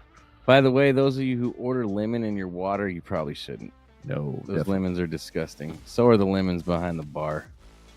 Well, unless they're cutting them right in front of you, you can verify. I have seen them when they're all right. Well, I know at Marty's, I made it mandatory that first shift has to cut for the AM, and then the PM has to come in early to cut for the PM. So, like, all the fruit and stuff was completely fresh. Like, it was cut within that span of 10 a.m. to 4 p.m. and then from 5 p.m. to, I think, 9 or 10. So it's like they only sat there for four hours, but it was always circulating. You know what I mean? Like, once the tray was empty, we had new batch that came in and stuff like that. So it was like there was never, I mean, it's as much volume as that place does, dude. That shit never sat in there for more than 5-10 minutes. If you're not going to a well-known seafood restaurant, do not order the fish on Sundays. Most places get their deliveries on a Monday or on a Thursday. I heard that about Subway too. Don't order on Sunday.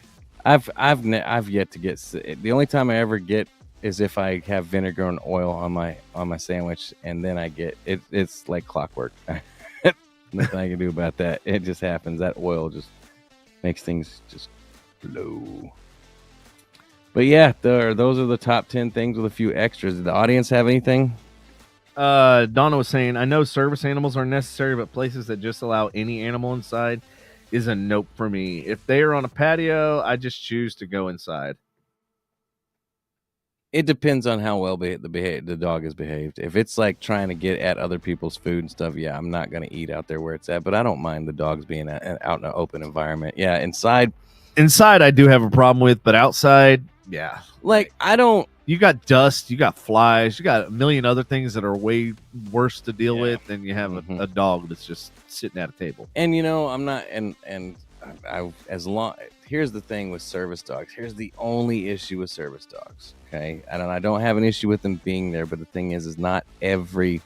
They're just like normal owners. Not every service dog owner regularly bathes and keeps their dog clean. And, like, shit, even I barely bathe fucking Loki unless he does something nasty. Like, I'm gonna be real honest. Like, you know, and it's just... And some of those people are handicapped and can't bathe them. Or they don't have a dog grooming service. Like, they need to be there. I get it. They're service dogs. Totally understand. Mm-hmm. I just wish there was a way to verify if that dog was clean or not. Right. I don't know if I want to do that next story. I mean, as much as I love Deadpool, it's kind of a stupid. What? Which one? I mean, I feel like they're making big to do about nothing. The one that says, "What is Deadpool in Wolverine's big gay marketing campaign?" No, I'm done with that shit. Like, you know, I'm sure he's probably like, "Oh, Disney, something's got to be gay." I don't right. Like, I'm going to see it. I'll go see it. I don't know when. I don't like opening. Like, I'll be honest with everybody. I don't like opening day at theaters. I have the trick. You go Thursday because they got $2 margaritas at Blue Goose. Either Blue Goose. You can go to the one at Grapevine, go to the AMC, that one. Yeah. Or you can go to the one Blue Goose here and then go to the... I don't like packed theaters. Oh, they're not packed. That's what I'm saying. Like, you literally go in on Thursday night because most people don't realize that you can go the day before. Not just the night. Most people think it's midnight that they open. But over here, for whatever reason, they open at like 4, 5, 6, and 8. Mm-hmm. So you can literally go hit at 6 o'clock. I think I went in there with there was 4 people in the audience. And it was cool because we had nice drinks and nice food, and we went to watch the movie, and it was awesome. We should just do that on a regular Thursday so we have the whole theater to ourselves. That way it's not opening. And like, I'm down with that. But yes, I do have something funny. All right, go ahead. Going on, and I don't know if we have any Post Malone's fans or Steve-O fans in the audience, but apparently in unrelated news, and not related at all, Post Malone, Steve-O let Post Malone tattoo a penis jizzing or peeing right above his eye. What? Steve-O got his face tattoo. And if anyone calls him Dick Face, well, he can blame Post Malone for drawing a penis on his mug. Jackass star enlisted Posty for his first face tat, getting inked up on camera as he prepares to go on his cross-country comedy tour. Look, he's got a lot of regrettable tattoos, but like a dick on your eyebrow, like, I get it, you're getting it from Post Malone. That's cool and all, but like a dick. Like, he's gotten several lasered off too. But is he gonna eventually get this one lasered off, or he's gonna be like, "Fuck no, I got a fucking tattooed dick on my face"? That sounds like him. He's sober now. Look, he's sober. He's got his, I wouldn't say his life together because he still does crazy ass shit. He just does it sober now. Well, he does a podcast out of his van, right? I know. So speaking of Andy, but you like building stuff, right? No, stop that. Yes, FedEx. I told her already. You told me last week. I told her, and we're just both shaking our head, like, bro. Like, I follow this builder that's on YouTube, and like, I am absolutely. He's one guy. Just one. I know who you're talking about. How you know? Because he's on the whole. Like, whenever you search RV, it's not just it's him, and then there's like 3 couples that come up because they have the most views and hits. Yeah. I don't know his name. He's just a dude by himself. And black guy? Nobody fucking helps out. Is he a black guy? No, that's why this one is, because like the skill level, I'm like, in like his shop and stuff, I was like, dude, not only does he have like a clean ass shop, but like, the guy I saw, he wasn't white, but I was definitely not black. This guy's like kind of a dark, light skinned black guy. But like, you should like some of the stuff he's come up Probably with not and the his same guy. designs and shit. Like, he's a lot like me with like the LEDs and stuff and incorporating. But he like literally makes like every space usable. And he did a Murphy bed, which I was like, dude, that is What the fuck is a Murphy bed again? I forget. It's the bed that's in the wall that folds down. Yeah. Wow. Just follow Lindsay. She's sign languaging over here. Thought I had to do with somebody like, you know. Ashley says, I plan to get an emotional support husband one day.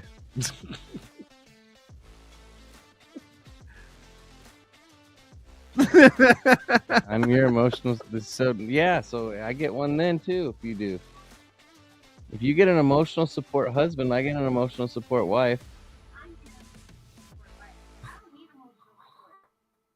So why would you need an emotional support husband? You said she needed one. And he said, "Oh, well, he said you needed to get an emotional support husband," and I was like, "No." I have an emotional support psycho named Sapphire downstairs. Oh, I thought we were gonna. And then I got a calm one, Willow. I thought you were gonna be like a stalker or something. I was like, "Oh, Nope. Who's at it now?" Nope.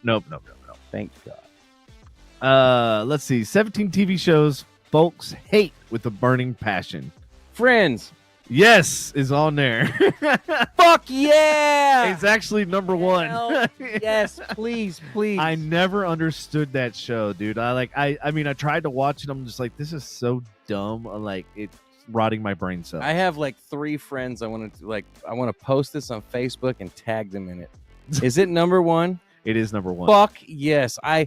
It has funny. If you catch an episode, it's funny for the episode, but can I watch it like people take that shit? Oh, I got all seasons on DVD. No. Yeah, I gotta watch them all. Why? So you can see Ross be a dipshit over and over again and fucking like Look at her, she me mugging. and then who's the other dude? Chandler? You know what I'm saying? Like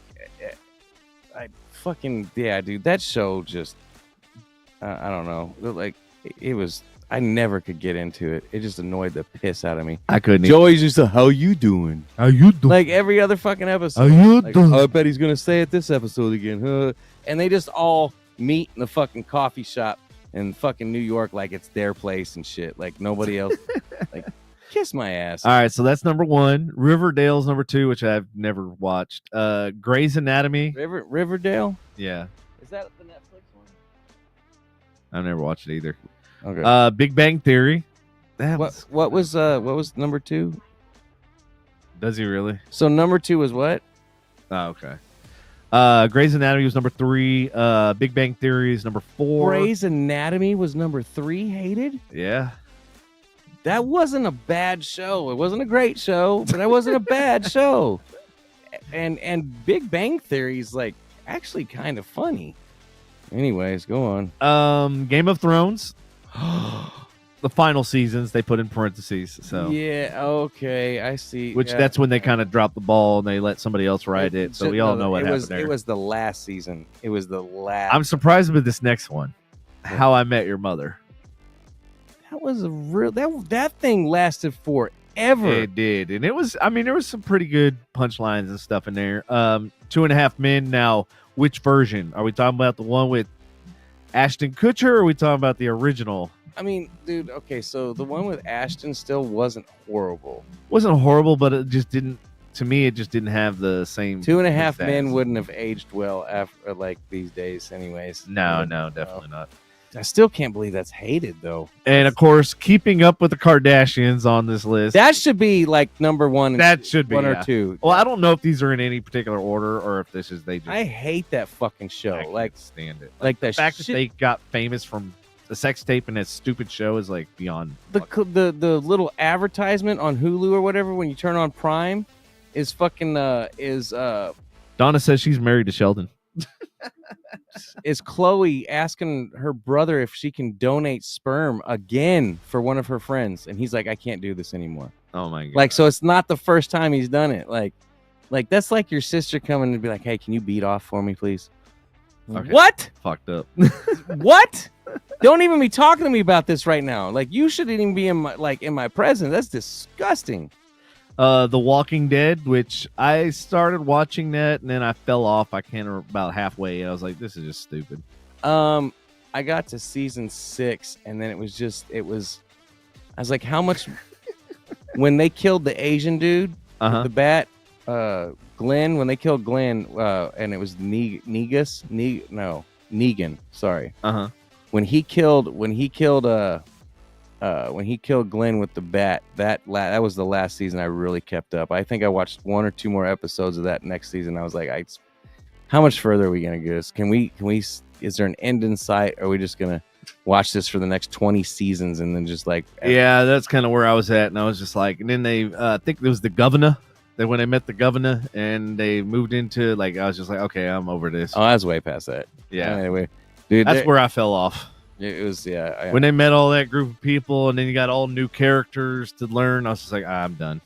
Like I like the original characters. I don't need all these new people. And it's gotten even further because now it's like Surviving the Walking or something else. There's like and then the last one is Glee, which never would watch. Not into musicals. Hate. Yeah, shit. I see why that's hated. Totally understand why that's hated. All right. Now we're getting to the good stuff. Donna, pay attention.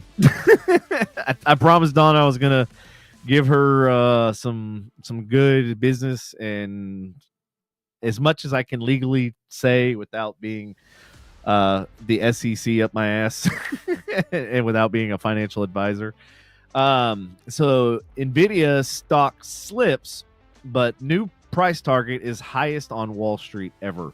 Nvidia's stock price was recently raised by analysts due to strong demand and performance in the AI sector.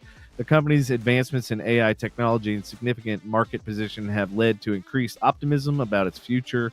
Analysts believe Nvidia's leadership in the semiconductor industry and strategic investments will continue to drive its stock value upward. And just so you know, I made about $400 just off Nvidia today. So it took a huge upswing. Just so y'all know, Nvidia was so big that it split 10-1. So basically it was valued, I think, around $1,300 per share of stock, and now it's down to $130 per share.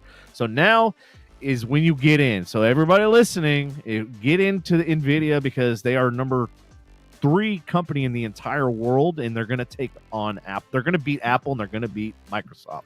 You heard it here first. They're going to be the number 1 company. Watch. And for a company to grow that fast, that quickly, it's fucking unheard of ever in any business at any capacity. They're walking into almost $3 trillion with a T in less than a year. Like within a year. Like that's insane. So yeah, that's one of my biggest ones that I'm watching. And I was talking to Donna earlier today.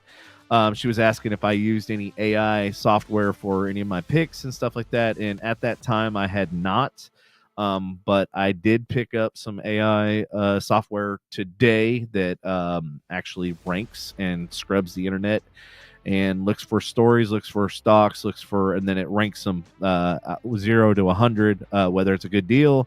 0 to 100 and real quick. And ironically, all of my picks. Oh, and let me backtrack just a little bit. Backtrack. So, investment firm out of New York somehow contacted me, and I don't know if anybody follows what's going on with that Roaring Kitty. If you don't know what's going on with Roaring Kitty, why are you?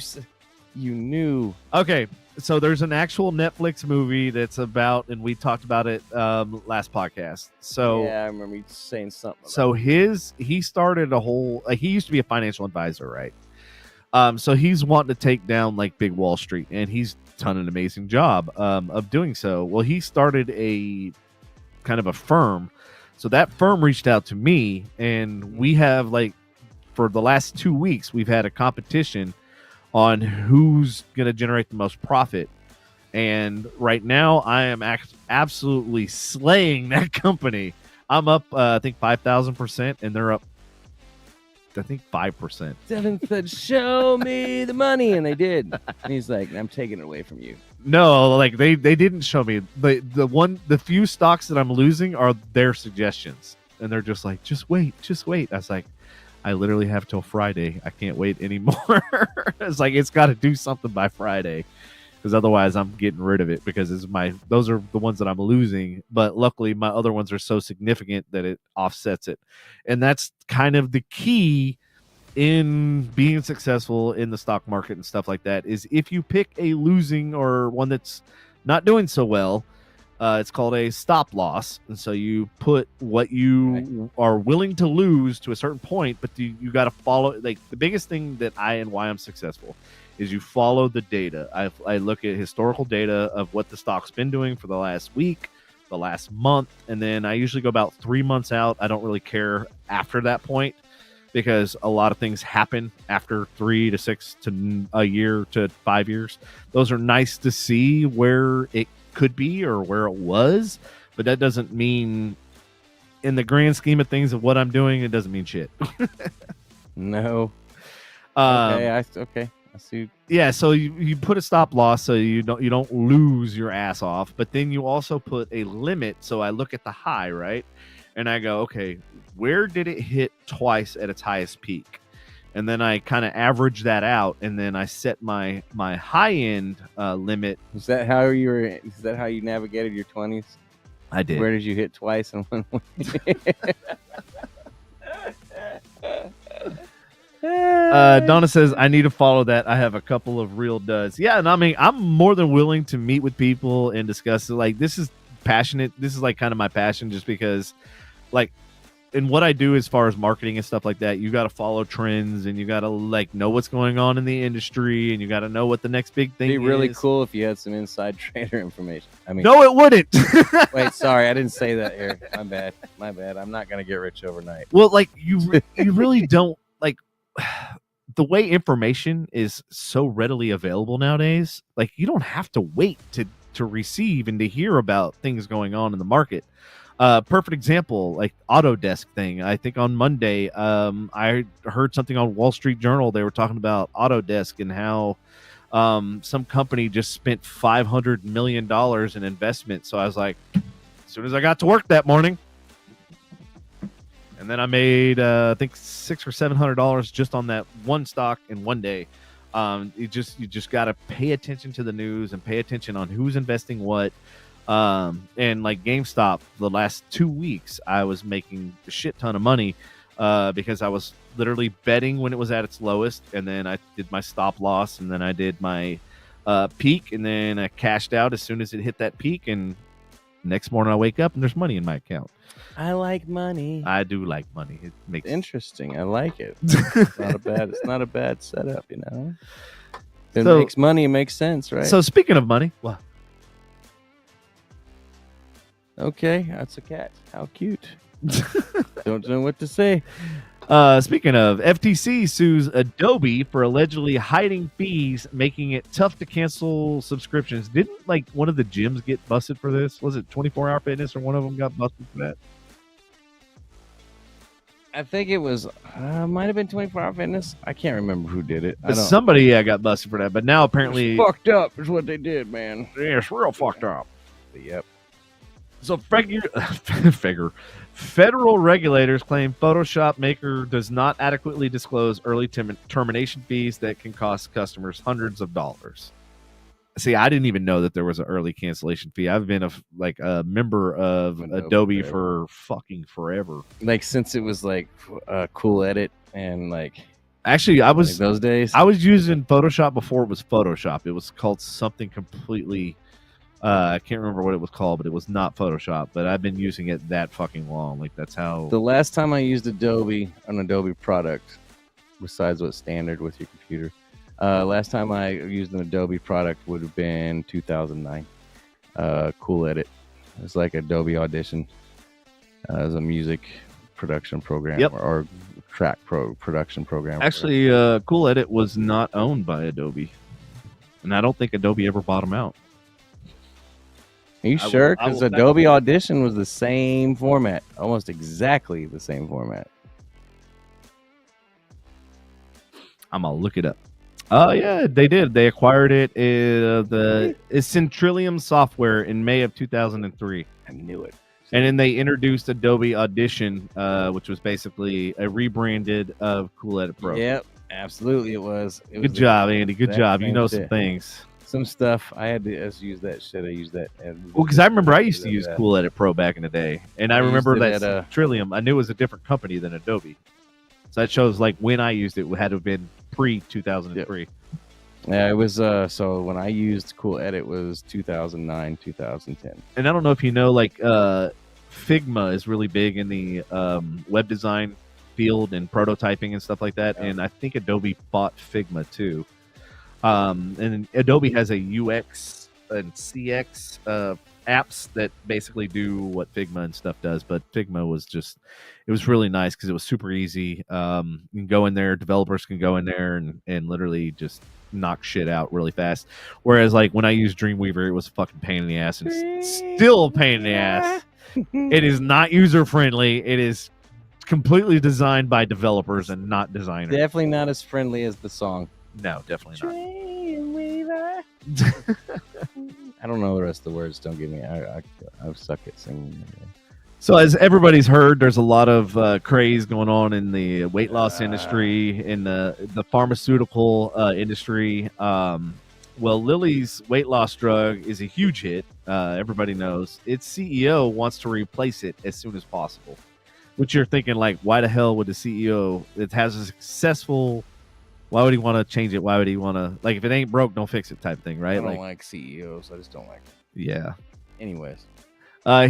Dave Ricks, who's the CEO of Eli Lilly, which I did have investments in them about 6 to 8 months ago, like right when the anti-obesity drugs started hitting the market.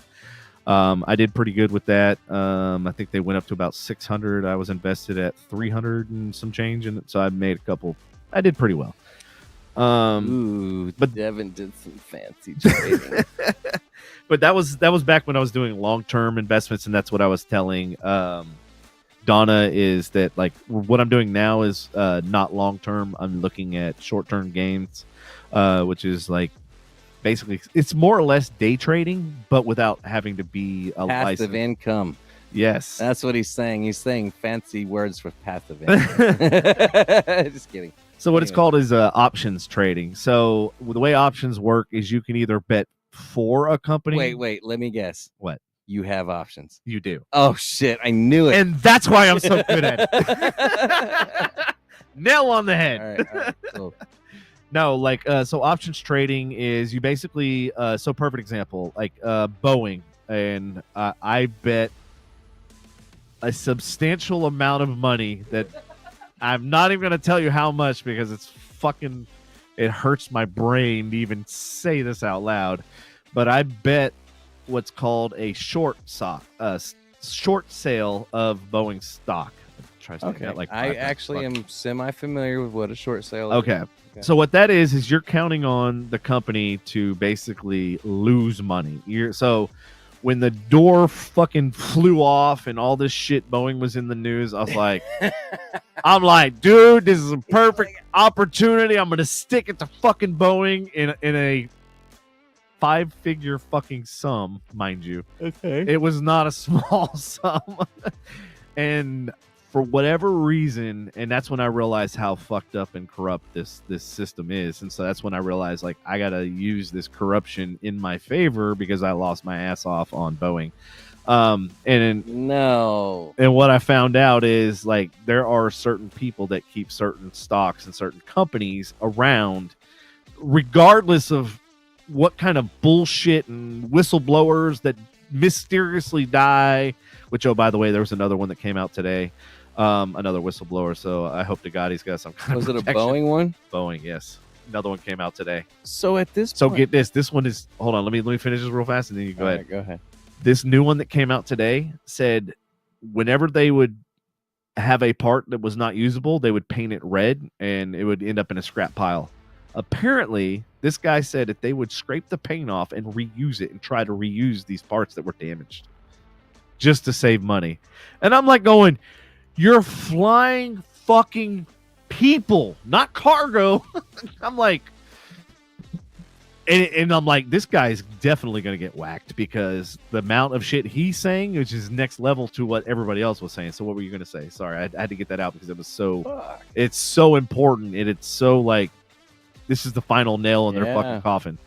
How? And yet, nothing is getting done. They're not grounding. They're still in the fucking air. They're still flying. I don't fucking get it. Like, it blows my mind. And that was the whole, like, because people need to get the one thing that's not one of the industries that's not going to halt is the travel industry. That's what sucks about it. And, you know, and that's the honest, like, my whole thing is, like, people say you can't make a difference, but you actually can, because at the end of the day, dollars and cents is what makes a company run. And if you can fucking single-handedly destroy a company, which is basically how Roaring Kitty, like, he basically he basically found that, like, these other companies were basically trying to destroy AMC and GameStop. And so what they did is he realized there was all these, remember I was talking about short sales? There was all these short options on those companies, which basically means they're making money off the failure of that company, right? So they're basically trying to bury that company and make them go out of business. So I was like going, well, we have the same power to do that to Boeing's. We have the same power to do. So the thing is people like, oh, you can't fight, you know, against these big companies. I'm like, actually, you can. Well, you can hurt them financially. You literally can. Well, here's my thing though. Here's the other problem is, and that's why I love doing what what other plane manufacturers out there for Airbus? Airbus. All the planes that I've flown the last 2 years are Airbus. I will not fly Boeing. I will not fly on Boeing. I will not. What? Why? Did you not just hear? Boeing has skipped very major safety inspection. Has been proven. Yes. Not just people. Multiple saying. Whistleblowers have come out with Boeing that basically they've skipped their safety steps and thrown stuff together to meet deadlines and used broken parts and the whole door flying off. That was like, I thought it was nuts. 2 doors. Just one door? I think it might have been 2. Yeah.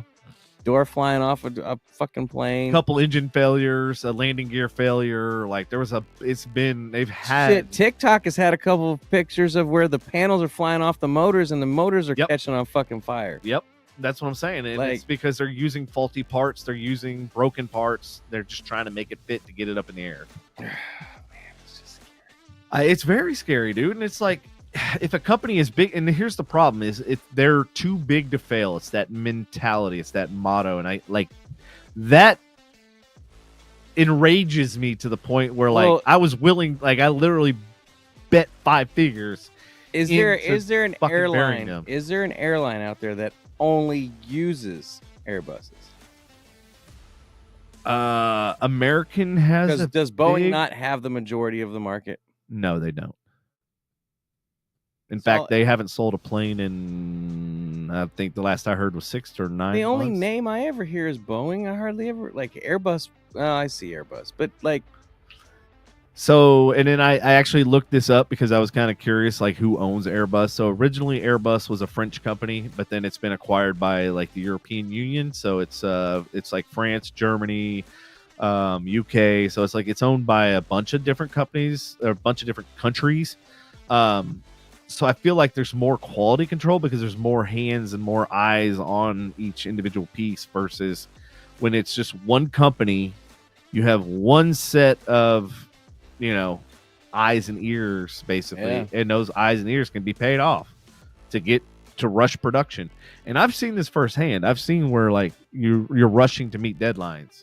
And you're cutting corners. This happens at all levels of exactly. But when it happens at that level, when you're talking about people's lives, and we're not just talking 1 or 2, we're talking 200 to 300 plus people's lives. And how long have they been doing this on top? Exactly. This is when you got caught, but how long have you been doing it and getting away with it that you were so comfortable that now everybody's outing? It's messed up. Cancel culture can cancel so much, but you're not canceling the airlines like that, or you're not canceling Boeing. And that's literally life and death. That's not like, oh, I'm offended, or oh, I can't, I'm snowflake. That's like people dying. It sucks, Yeah. man. It is what it is, man. It's unless we do something about it, I get it, but like. I just want to address something real fast. Donna said, I like the thrill of it. Haven't been to the casino in a while. It's funny you say that because I literally joke about the stock market being like the casino. I'm like, when is the casino going to open? He doesn't take just that. His auctions are like a casino for him. Hey, Don't even get it twisted. I've been better about the auctions. The only difference on the auction is if he doesn't win it, he still keeps the money that he bet. That's the only difference. The payoff is if he gets a really good deal and he's like, yeah, I spent this much, but look what I paid for it. Like, yeah. Like my 6 pumps. Jesus Christ. In my 5 cars. Yeah, six.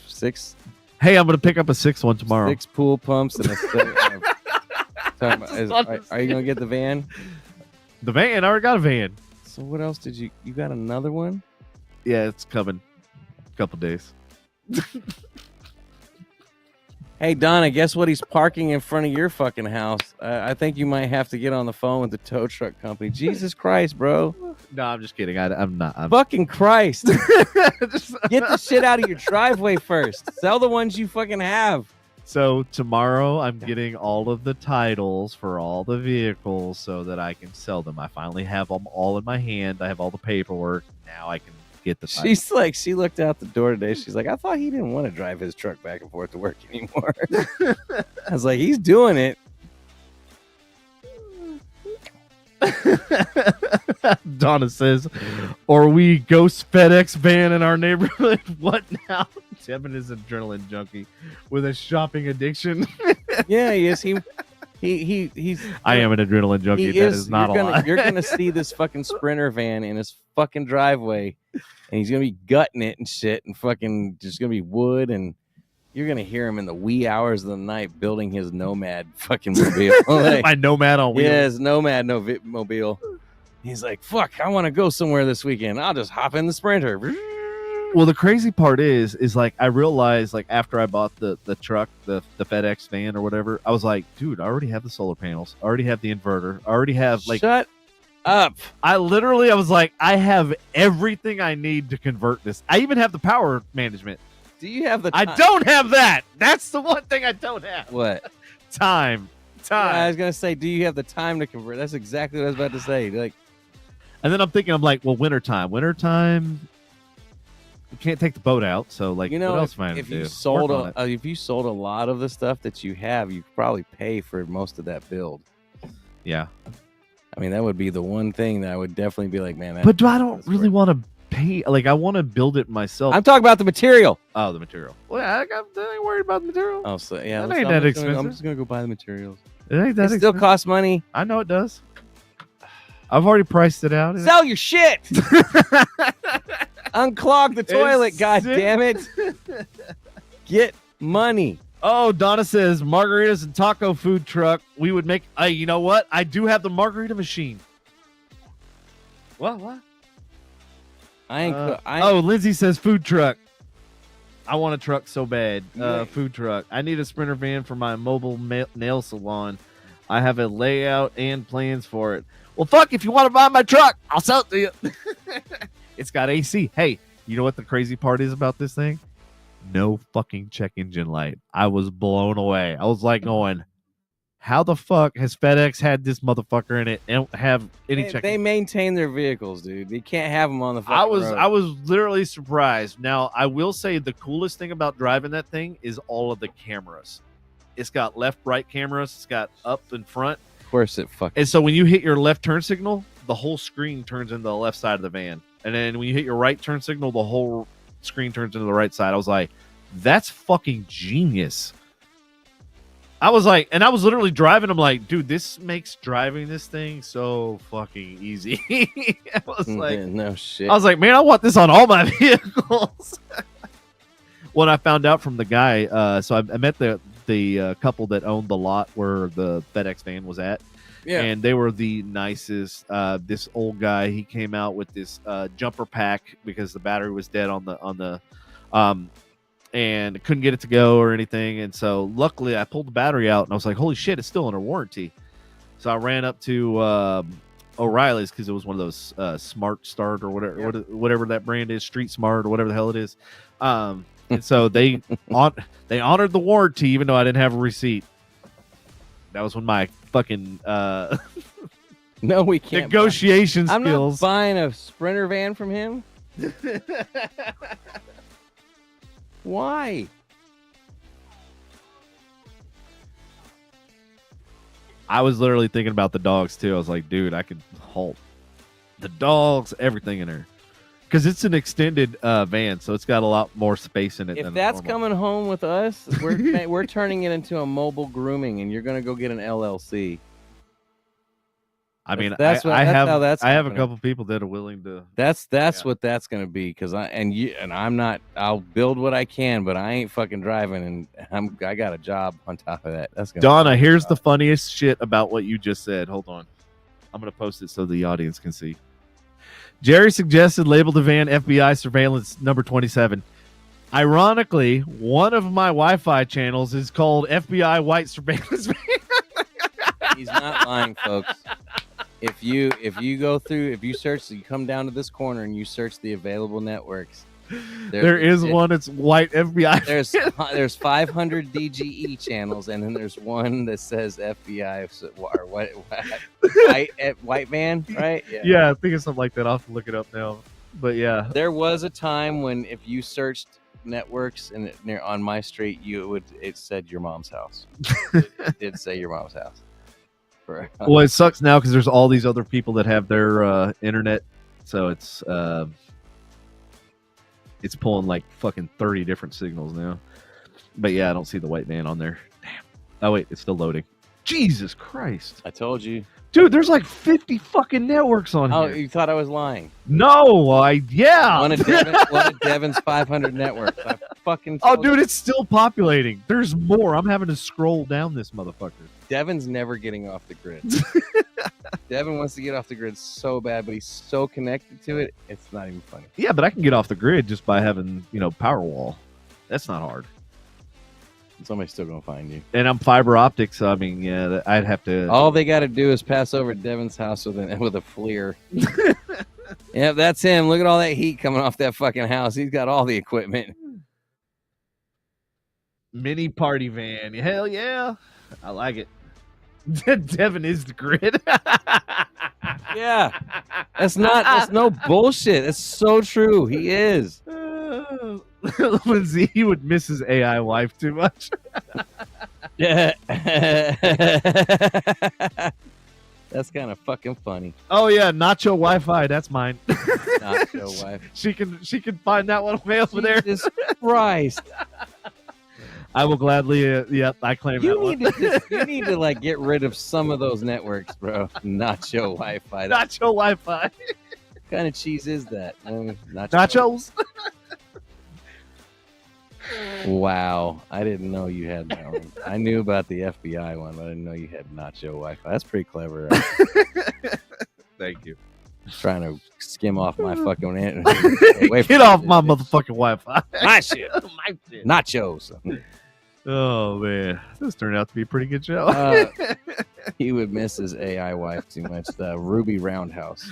Ruby Roundhouse. Roundhouse. Roundhouse. Oh, Roundhouse. Here we go. Oh, it's when it starts. Yeah, it is. Man, closing ass loophole. Closing asshole ass loophole. Oh, closing asset loophole. Oh, my bad.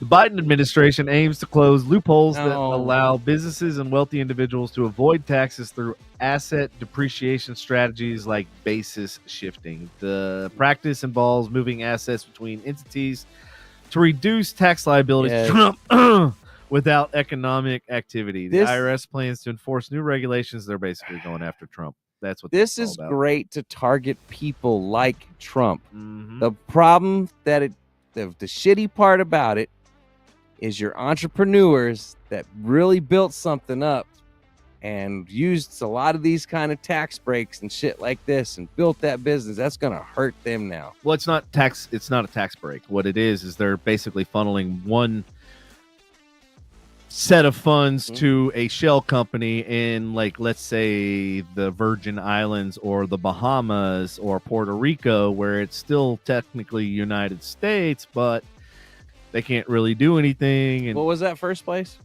Bahamas? No, before that. Virgin Islands? Isn't that where Muslims go when they die?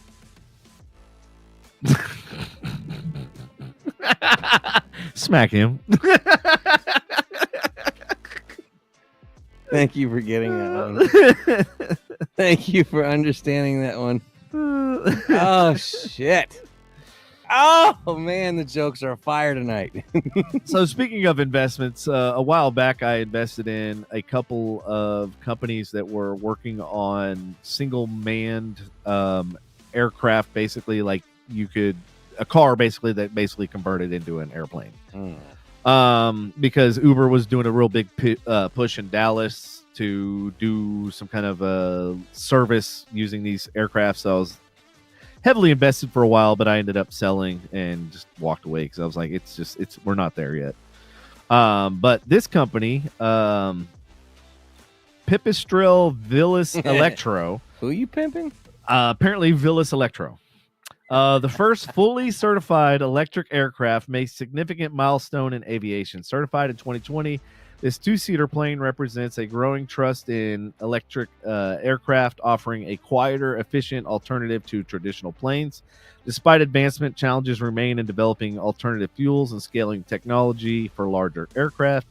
Industry experts are exploring hydrogen fuel and other alternatives to achieve zero-carbon flight, but the transition involves overcoming significant technological and infrastructural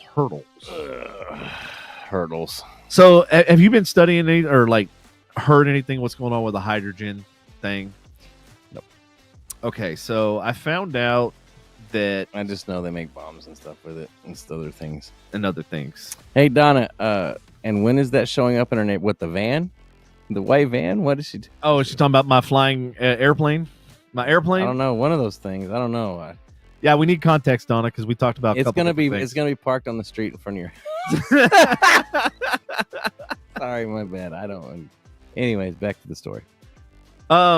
So, God, who was it? Toyota. Okay, so Toyota. If any of y'all know, Toyota came out with a Toyota Supra. It was one of the most highly anticipated vehicles Toyota has ever relaunched. What, the Supra? Yeah, the Supra. The Supra disappointment? Yes. So it was. People don't realize is Toyota made a deal with BMW to put the M4 engine, or not M4, the Z4. Yes. Z4 engine. Not even a Toyota engine. I know. Well, here's the deal. So they didn't even swap. So BMW got it's called the Toyota Mirai, and it's a hydrogen fuel car that's actually legit and works and runs and everything else. They got that technology in exchange for the Z4 motor to go in that Supra, which, oh, by the way, the Supra's dead in 2 years. It's no longer going to exist. They're no longer manufacturing it. Because it didn't come back like they wanted it to. Well, because they put a fucking tiny four-cylinder. When you have a Tundra engine that is badass and bulletproof and time proven, why the fuck did you not put that in? Have you seen like the inside of that motherfucker? Yeah, it's nice inside. It's fucking tiny though. Oh yeah, it's tiny. Well, yeah, it's based off the Z4 platform. That car is so small. Yeah, I'm sorry, dude. They fucked that car up, bro. Well, I mean, they did, and the crappy thing was, and I found out why. I was like, why was the original design so drastically different than what they produced? Because the original design was absolutely phenomenal. Like it was exquisite. It looked good. The inside sucked. Well, no, it was so plain, dude. The inside of a Supra is super. I mean, it's cool how it's turned towards you, but like the overall hold on, of it. That's what I'm explaining. They didn't go with that concept because they had to fit everything on the Z4 platform, which meant everything had to be scaled down and smaller. Yep. And in that screen and everything, and even the turn signals and all that shit, it's all BMW. And so that was the biggest hurdle and biggest problem, and that's why they didn't sell, because it was a laughing stock. Like, who the fuck wants to? If I wanted to buy a BMW, I'd buy a BMW. Like, I'm not buying a Toyota to get a BMW. Like, that's just the dumbest. Like, it was a huge miss opportunity. But where I'm going with that is Toyota had the hydrogen technology, and from what I've read and what I've researched, they can get 1,200 miles out of one tank, and it fills up in less than 30 seconds of hydrogen. So that sounds like BMW got the winning hand in that. They did, because they got the tech from Toyota to do the hydrogen. And I think, you remember, Toyota was really reluctant to do the EV, which is why you don't see too many Toyota EVs at all. Yeah, that's very true. Because they have that money. Hybrids, that's about hybrids, and then they had all that money invested into hydrogen. And I think hydrogen is going to be the next thing, because of how much range you can get. Because, the biggest thing with an EV is the range anxiety. And if you can get 1,200 miles out of one fill up, and it only takes you like 30 seconds to fill it up, hell to the yeah. That's pretty dope. I get and I get that. Oh, and Donna said the airplane. Yeah, I saw that. Is it showing up in the neighborhood? I feel like hold on. I feel like DFW is getting overpopulated with all kinds of shit, and with this next thing I've got brought up, it's not any surprise that it's going to be getting bigger, and Dallas is quickly becoming a tourist attraction out here.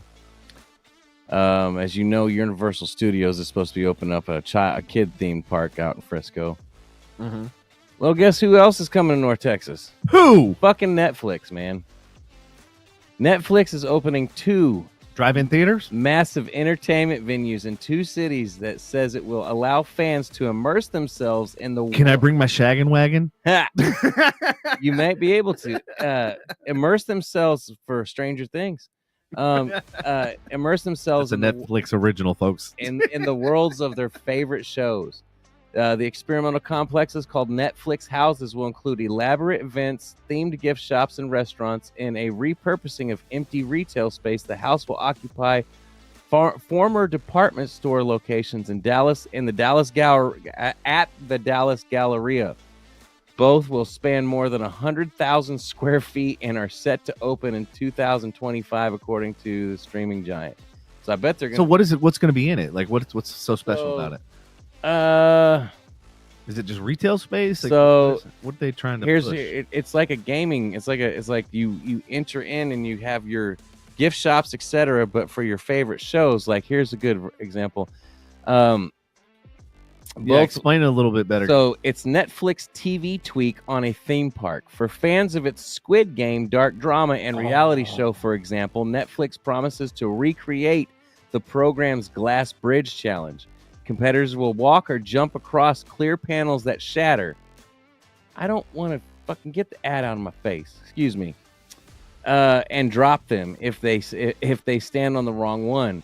It's a risky move. Critics of the expansion note that attracting repeat business will be challenging, which is true because once you figure it out, yeah. Unless you're in love with the show, unless you're just absolutely in love with the show, like I'd probably go to a Marvel thing over and over again. Let's be honest.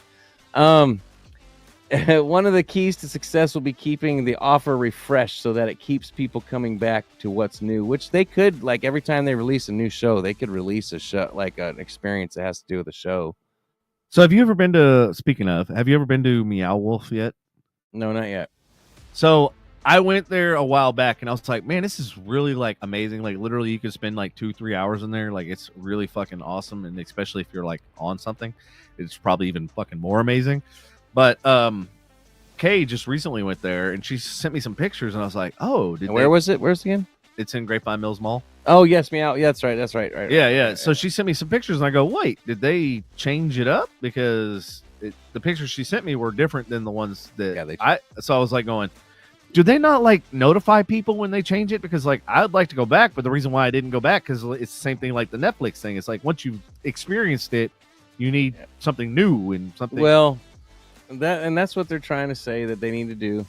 The reason they're pursuing this, and Lindsay will probably like this, Netflix has already had considerable success with elaborate touring productions and events tied to some of the higher profile programming. Like, I can't pronounce this one. There's one Malaysia and is currently hosting a tour of Bridgerton. Toronto has a Knives Out dinner party. That'd be pretty cool, actually. That'd be crazy. And then Brazil is offering an immersive Stranger Things experience, which would be cool to bring here. I would go see that at least once. But yeah, no, I mean, if we aren't a tourist attraction already, this will definitely get us up there, especially with fucking Netflix. And because there's some straight up like bandwagon, not even, well, I can't call them bandwagon, hardcore fucking Stranger Things fans. Like it's they got their cons, their Comic-Con costumes and shit and cosplay and. But yeah, so everybody look forward to that coming to the Galleria. I'm assuming it's probably going to be one of the department stores, the large department stores probably that got closed down. The way they have the picture, it looks like a fucking gigantic, kind of like Toyota Music Factory. Oh, really? Yeah, but if it's going in the gallery, it ain't looking like this. But yeah, so welcome Netflix to the Dallas-Fort Worth area. Of course they would pick here. Who wouldn't? Jesus Christ. Not that we aren't big enough already. Right. Anyways, let's see. Damn, we made it to the 9 o'clock hour.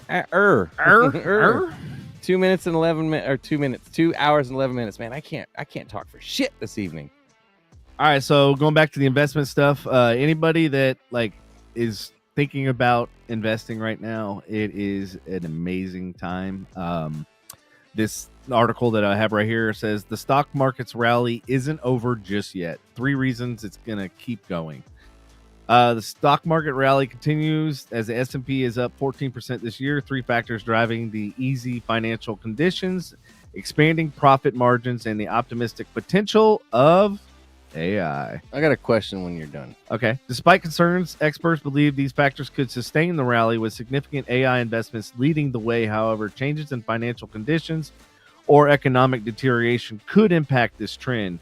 What are your thoughts on the current stock market rally? Do you think AI's potential justifies the continued growth, or do you see risks that might halt the momentum? I don't know if the current audience hanging out is prepared to answer that question.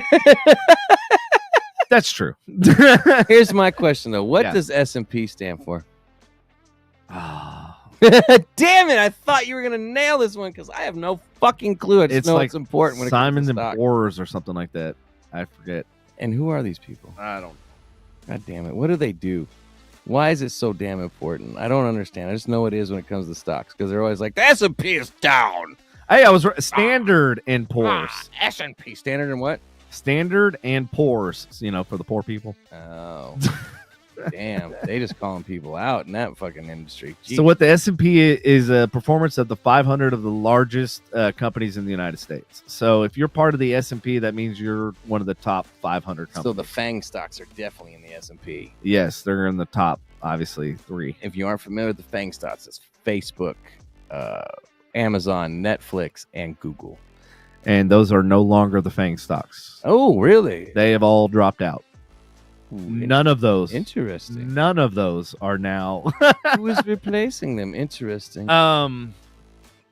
First place was Microsoft. I don't know if I think Apple finally surpassed Microsoft again. And they jumped over Google. Nvidia, number 3. Tesla, I think, is 4, and then Google is like 5. Like, yeah, the FANG is no longer a thing. How is Tesla? Tesla's up there. Like, their recalls are insane still. It doesn't matter. Everybody bought into that hype just like they bought into Trump's hype. Fucking Joe Rogan.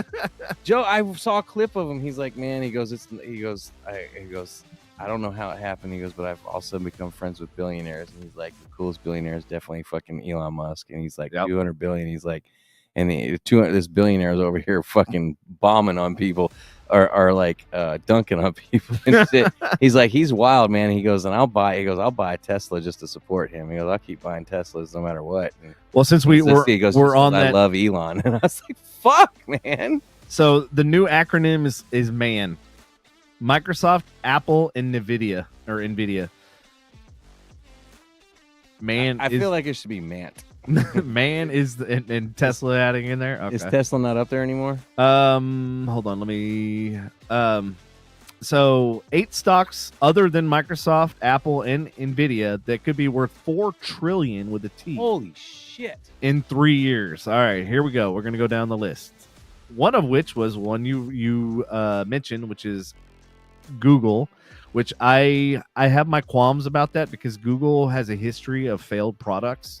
Look at Google Glass. I know, but they look at the Pixel. Look at Google has a lot of failures on their plate, and when you're that big, I mean. But here's the deal. So why? Hold on.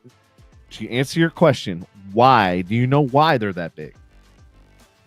I don't know, because they got word of mouth. I don't know. I don't remember what that doesn't pay the bills. I don't know. I don't know what launched them into stardom where they are at. All right, so Google's 90%, or no, I don't know what the actual percentage is, but majority of their business is from ad placement. So think of you got a business and you want to be first page of Google, you're gonna pay. So it's called Google Ads, or what is it, AdSense, and then there's another one that they have. I know this because I advertise. Yeah, I'm on those platforms.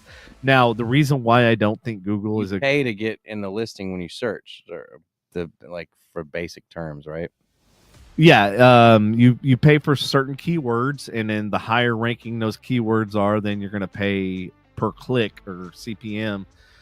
You're going to pay significantly higher for a higher traffic, higher volume keyword, right?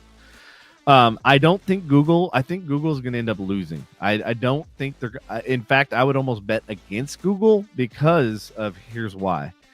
When your whole business model is based on ads and based on when somebody searches for something and they're using Google to search for something, and now AI is coming along and they don't have to use Google, they can actually open up the AI app and ask for. No more ads are going to be served. And guess what? Google's going to lose 80 to 90% of that business. I don't think that's a strong pick. Personally, just based on business and based on practices, based on historical data with Google, I don't think that's a good investment. That's just me. Now, y'all can come back a year or two from now and be like, Devin was wrong. But I don't think that's going to be the problem case. You can do that, right? But Devin will work so hard to make the wrong thing right that somehow it ends up being right. It's stupid, crazy. All right, so here's the next one. Amazon. I have a good feeling that one is a good one. That one's a good investment. That one, if the stock doesn't split, if it doesn't fucking do what Chipotle's about to do, if it doesn't do what Nvidia just did, if it doesn't split... Amazon has done a pretty decent job considering he started out of his garage. And I think that's a similar story to Netflix. But Amazon has put a very good job of continuing to adapt to an ever-changing landscape. They adapt all the fucking time. But the thing is I think with Amazon, of course, it's easier to add AI to a sales platform and not just a search engine. You know what I'm saying? Like, you can use AI to improve your product there. Like Google, I get it. You're getting ad revenue, right? Yeah, that's your problem, is when your majority of your business is ad revenue and that no longer exists, you're fucked. Because they don't. What product do they have other than the search engine, right? Which it's generated by money based on companies paying to advertise. So what's going to happen when that goes away? When people can just directly find the answer? Because here's the problem. Like, perfect example. If I'm cooking something and I want a recipe, all the 5,000 fucking things, and I have to scroll and scroll and scroll and scroll to get to the recipes needed, and I got to scroll and scroll and scroll to figure out like how long I need to cook it. I'm like, this is so annoying. I just want the fucking answer this big on one screen, not 700 fucking screens when I got food and shit all over my hands and I'm trying to scroll. So I give you that. I do. But I also like to have the options to scroll through some of those when it comes to the recipe, because I'm looking for the one that best suits what I want to cook. Well, yeah, and that's the problem, because you got to scroll through all of them in order to find the one that you're like going, okay, these ingredients make sense. Like, I made some salmon the other night, and I made this glaze to go with it. Oh, my God. Like, when I was cooking it, I was like, oh, this is going to be heavenly, just because I could smell it. And I was like, just the aroma. Because, majority of your taste is smell. Molly's back. Yes, Molly, we're talking about your company. She couldn't resist her other family. Ashley, even Just Recipe has pop-ups, has ads. Like, the problem with all of these is they're just so ad ridden, like you can't find the information you need and get the fuck out of there.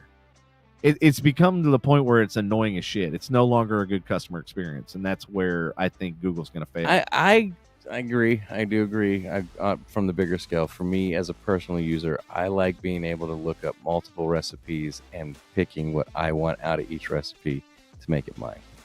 That's true. But I mean, I look at a recipe, but then I modify it based off of that recipe anyway. So it's like, even when I see a recipe, I'm like, I'll substitute some things. I'm like, no, that doesn't sound good in there. And like, if you have bartending experience, a lot of times, I don't like a dick in the ass.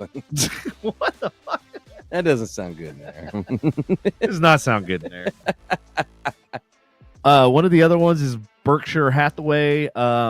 They're a company that's been buying a lot of other different companies. I haven't looked too much into their company profile, but I will, Donna, I will take all of these companies. I will run it through my AI and see what the score is on these. And I'll get back to you. Maybe next week. This one is one that I heard about. It came on my radar today, and then I went to look to invest in it, and I was like, whoa. I was like literally mind fucking blown. It's called Broadcom. They make all the components that all of the companies use in order to run AI systems.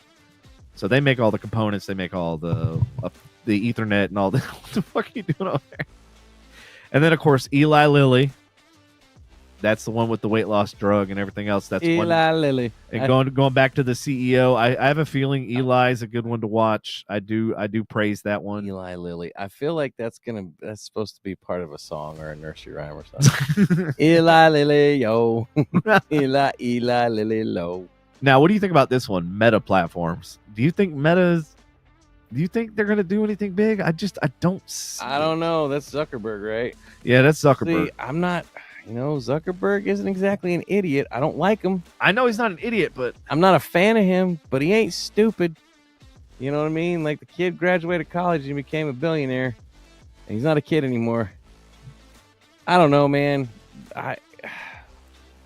Don, I'll get to your question or your comment here in a second. There's so much shit. Just we're in an age of a technology race that literally is not even a race anymore. It's like a not a stupidity contest, but like there's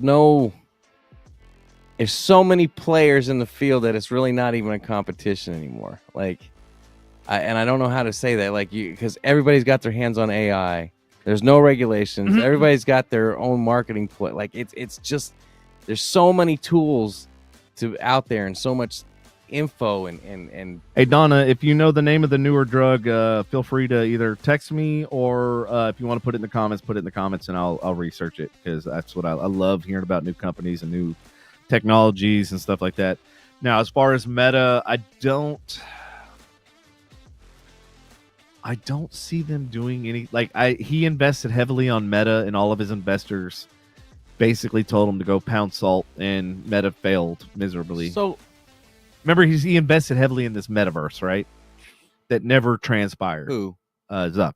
Yeah. And his investors were the ones that walked him off that ledge, basically. So I don't see him. We did an episode on that, right? Yeah, I think they walked through a virtual Walmart or something. Yes. Yes. Yeah. I remember. Yep. Yeah. So I don't think, unless Meta does something just completely mind blowing, I don't think that's not right now. Maybe like a year from now, let's check back into that, and it might be a different story. Now, what about Tesla? Tesla's another one on here. That one, I have my comments, but I want to know like what you think, because you mentioned Joe Rogan and you mentioned. But the whole thing is for me, dude, it's like the tech race is so at a point in this world that, like, I don't care what you're thinking of. Mm-hmm. There's somebody else thinking of something to outdo it by the next day. Like, as soon as you release that product, somebody's already getting their AI to research your shit to fucking build a better product and have it out by the next week. Like, the tech race is stupid at this point. I know, and that's what's exciting about it. Yes and no. But, like, you can't ever, like, there's it, and that. Okay, well, going back to what you said, so what you're mentioning is all software. Tesla is not a software company. It is I know. a hardware company that has software. So that being said, what do you think? Does that change your perspective? Does that?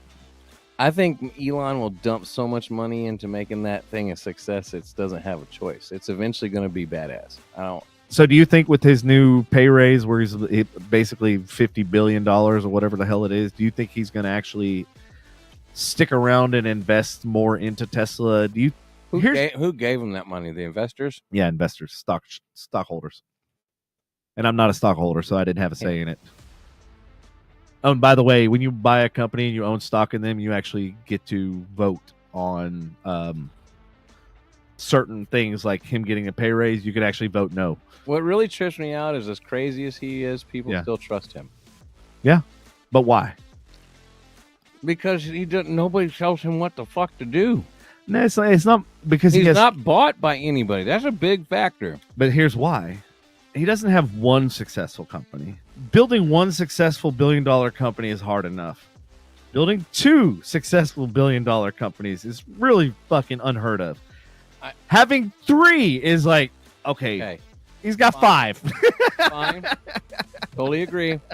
The motherfucker has had some major fucking failures. Oh, yeah, yes. Major. And if you think he didn't evade taxes somewhere, you're fucking crazy. So the very last one, speaking of taxes, he should be right up there with fucking Trump. I don't care what anybody fucking says. Motherfucker ain't paid his share so I kiss my ass. Well, he didn't go on fucking public record and say my taxes I paid $750 like Trump did. Yes, he did. Like a fucking moron. I heard him say it. He did not say it. Shut the fuck up. I saw that in podcast too. Just kidding. But no, I mean, I'm right there with you, Donna. I'm glad somebody made the comment, because that's kind of where I'm at. I didn't know you had a Tesla. She says, I think Tesla has run its course. I got rid of mine, made a good amount at the time. Oh, that's good. That means you sold it right at the height of when cars were ridiculously priced. Yeah, that's my biggest thing is I think the Teslas are just boring. They all look exactly the same, and they need a revamp. They need something fresh. I like the Model S. I do like the S, man. But it looks like the Y, it looks like the X, it looks like every model looks the same. And the thing is, they're different variations of the same. And to my point, here's a perfect example. When both Chevy and Ford launched the Camaro and they launched the Mustang with a fucking 4-cylinder, you just devalued the brand. That means your 4-cylinder looks just like the high-end $80,000-$90,000 car. So why would I buy a $90,000 car when somebody can buy it for $15,000? Because the $90,000 passed me like I'm standing still. But it looks. The problem is it's perception and it's branding, and this is where I think a lot of these auto companies lost their way. Is because if you're gonna make something spectacular, make it spectacular. What is the make it look different?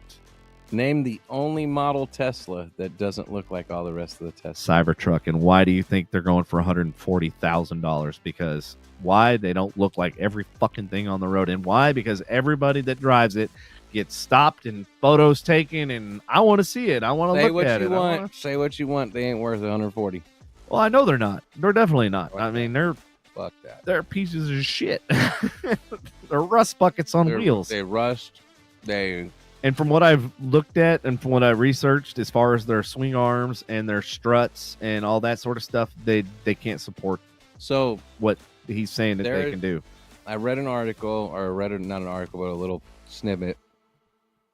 Like the control arm and shit is like literally half the size of my Tundra, and like my Tundra weighs less than that fucking Cybertruck. Yeah. Well, the one cool thing.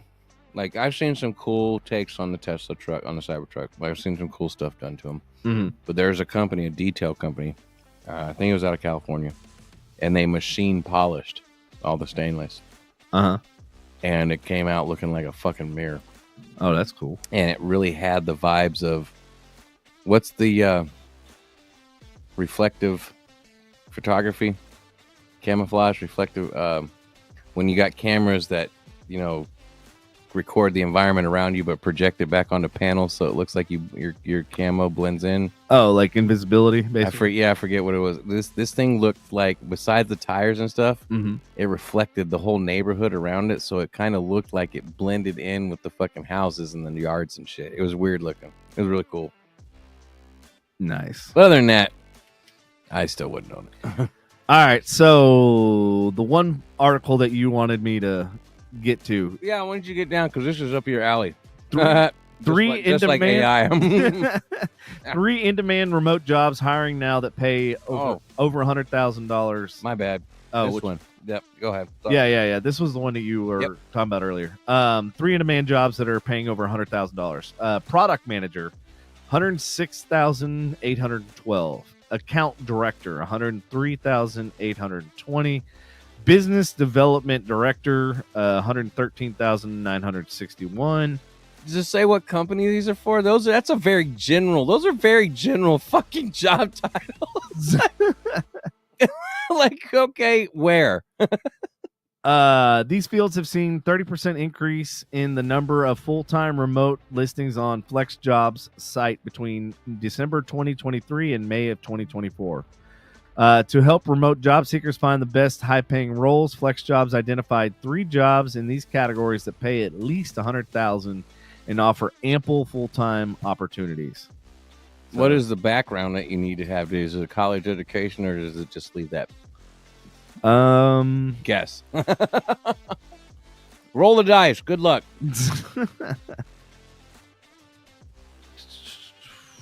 No. If you're applying to jobs during the summer, you could have a better chance at landing a remote job because some of the competition might be taking time off from their search or going on vacation like a lot of people. So actually now they're saying is a good time to do that. But no, it doesn't say anything about education or anything like that as far as background.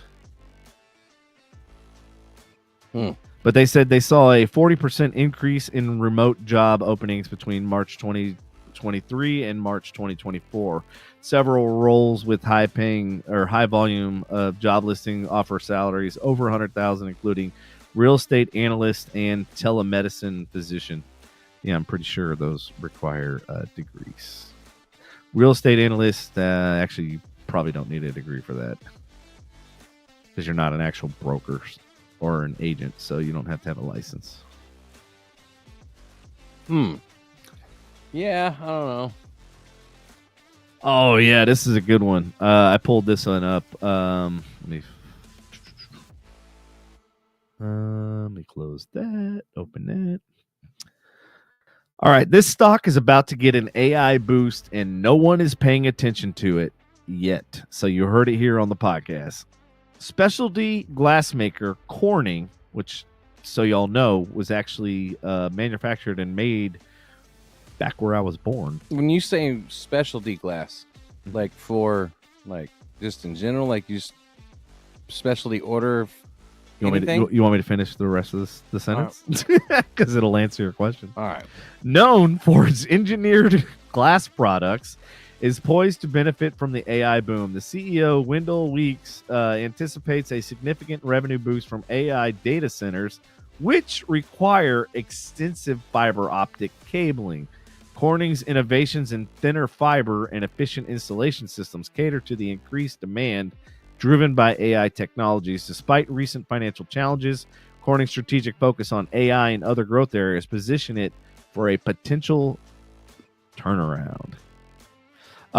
So you remember those back in the day in the 80s, those glass blocks that they had them in showers. Yep. There you couldn't really see through them, but they let light in. Yep. That is Corning. Corning makes that.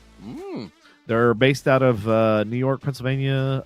They were right by, I think where my grandma's house was. Are they they have the patent locked down on that? Is nobody else does that?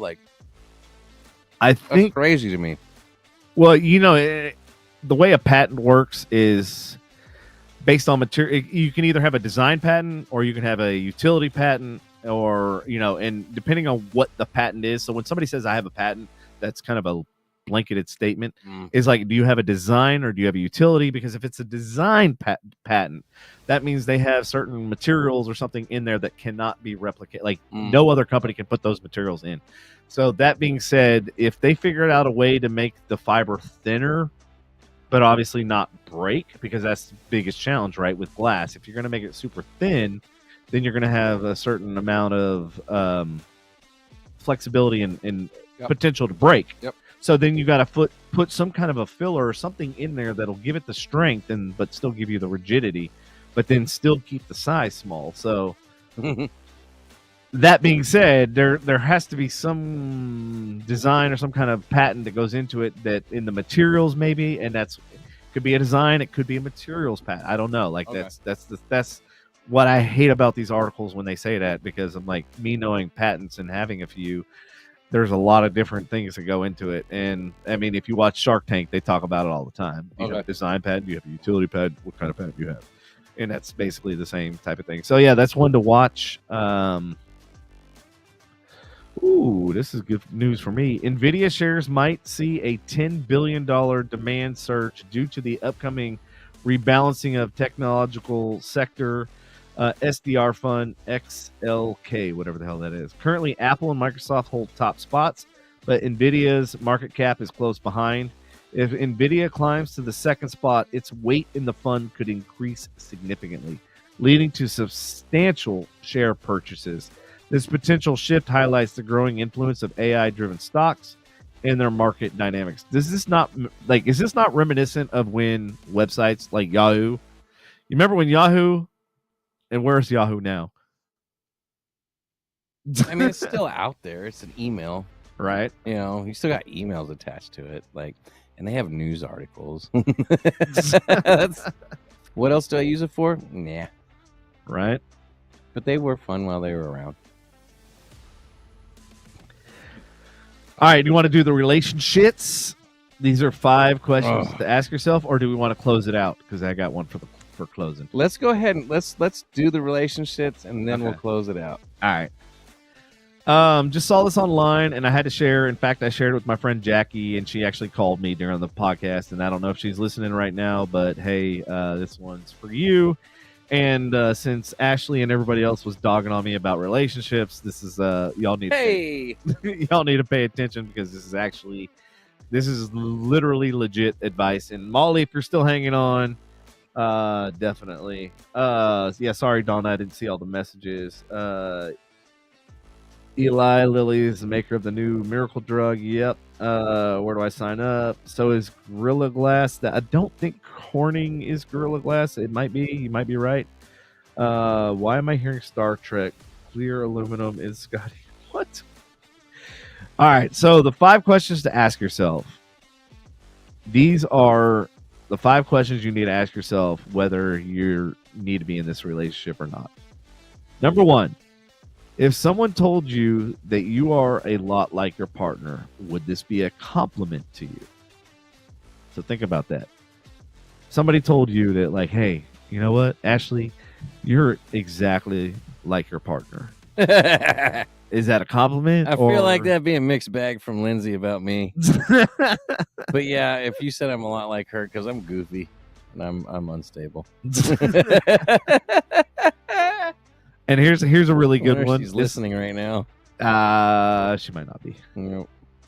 Number 2, are you truly fulfilled or just less lonely? I think that's a lot of us with the pandemic and everything else trying to fill that loneliness. I think a lot of people get into relationships for the wrong fucking reason. And I think this one kind of a pandemic. I was ready for loneliness during the actual. Well, no, that's 2019. Yeah, 2020. No, I was good. I did have to isolate at the house 2019 into 2020 with somebody I didn't want to. And here you go, Andy. Here's a good one. And I know my beliefs on this, which are going to differ from yours. But are you able to be unapologetically yourself, or do you feel the need to show up differently to please your partner? I feel like in this relationship, you can be yourself. That's because you didn't. You weren't around for a lot. The other one, I was myself. I chose not to be around for a lot It of may. I didn't It like may be why I was divorced, because I was myself a lot. you were not yourself. You were not Okay. goofy. You were a subdued part of. Okay. I'm telling. I'm an observer. Watch this. You can ask Billy. I was still pretty fucking wild, man. I'm telling you. Okay. I still did some wild shit, but still. Maybe when you weren't next to her. No, I still did some crazy shit. Okay. Yeah, trust me. All right. There was a lot of shit I still did. All right. Well, I didn't see it, so But anyway, I like the fact that you are able to be, silly, crazy Andy. That the person. She would try to slow me down, but I would still go gung ho and there's a few people I alienated out of that group, but okay then. Number 4, are you in love with your partner as a whole, or are you only in love with their good side or their potential or the idea? So this is where I fall. I know for a fact, this is the one area that is like my biggest Achilles heel, and we all know how that fucking turned out. It ruptured.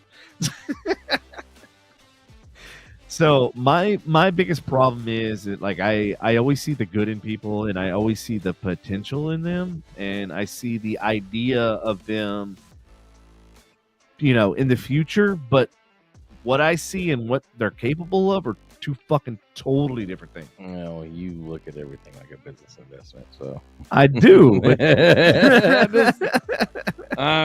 you're gonna have to remove the logic from your.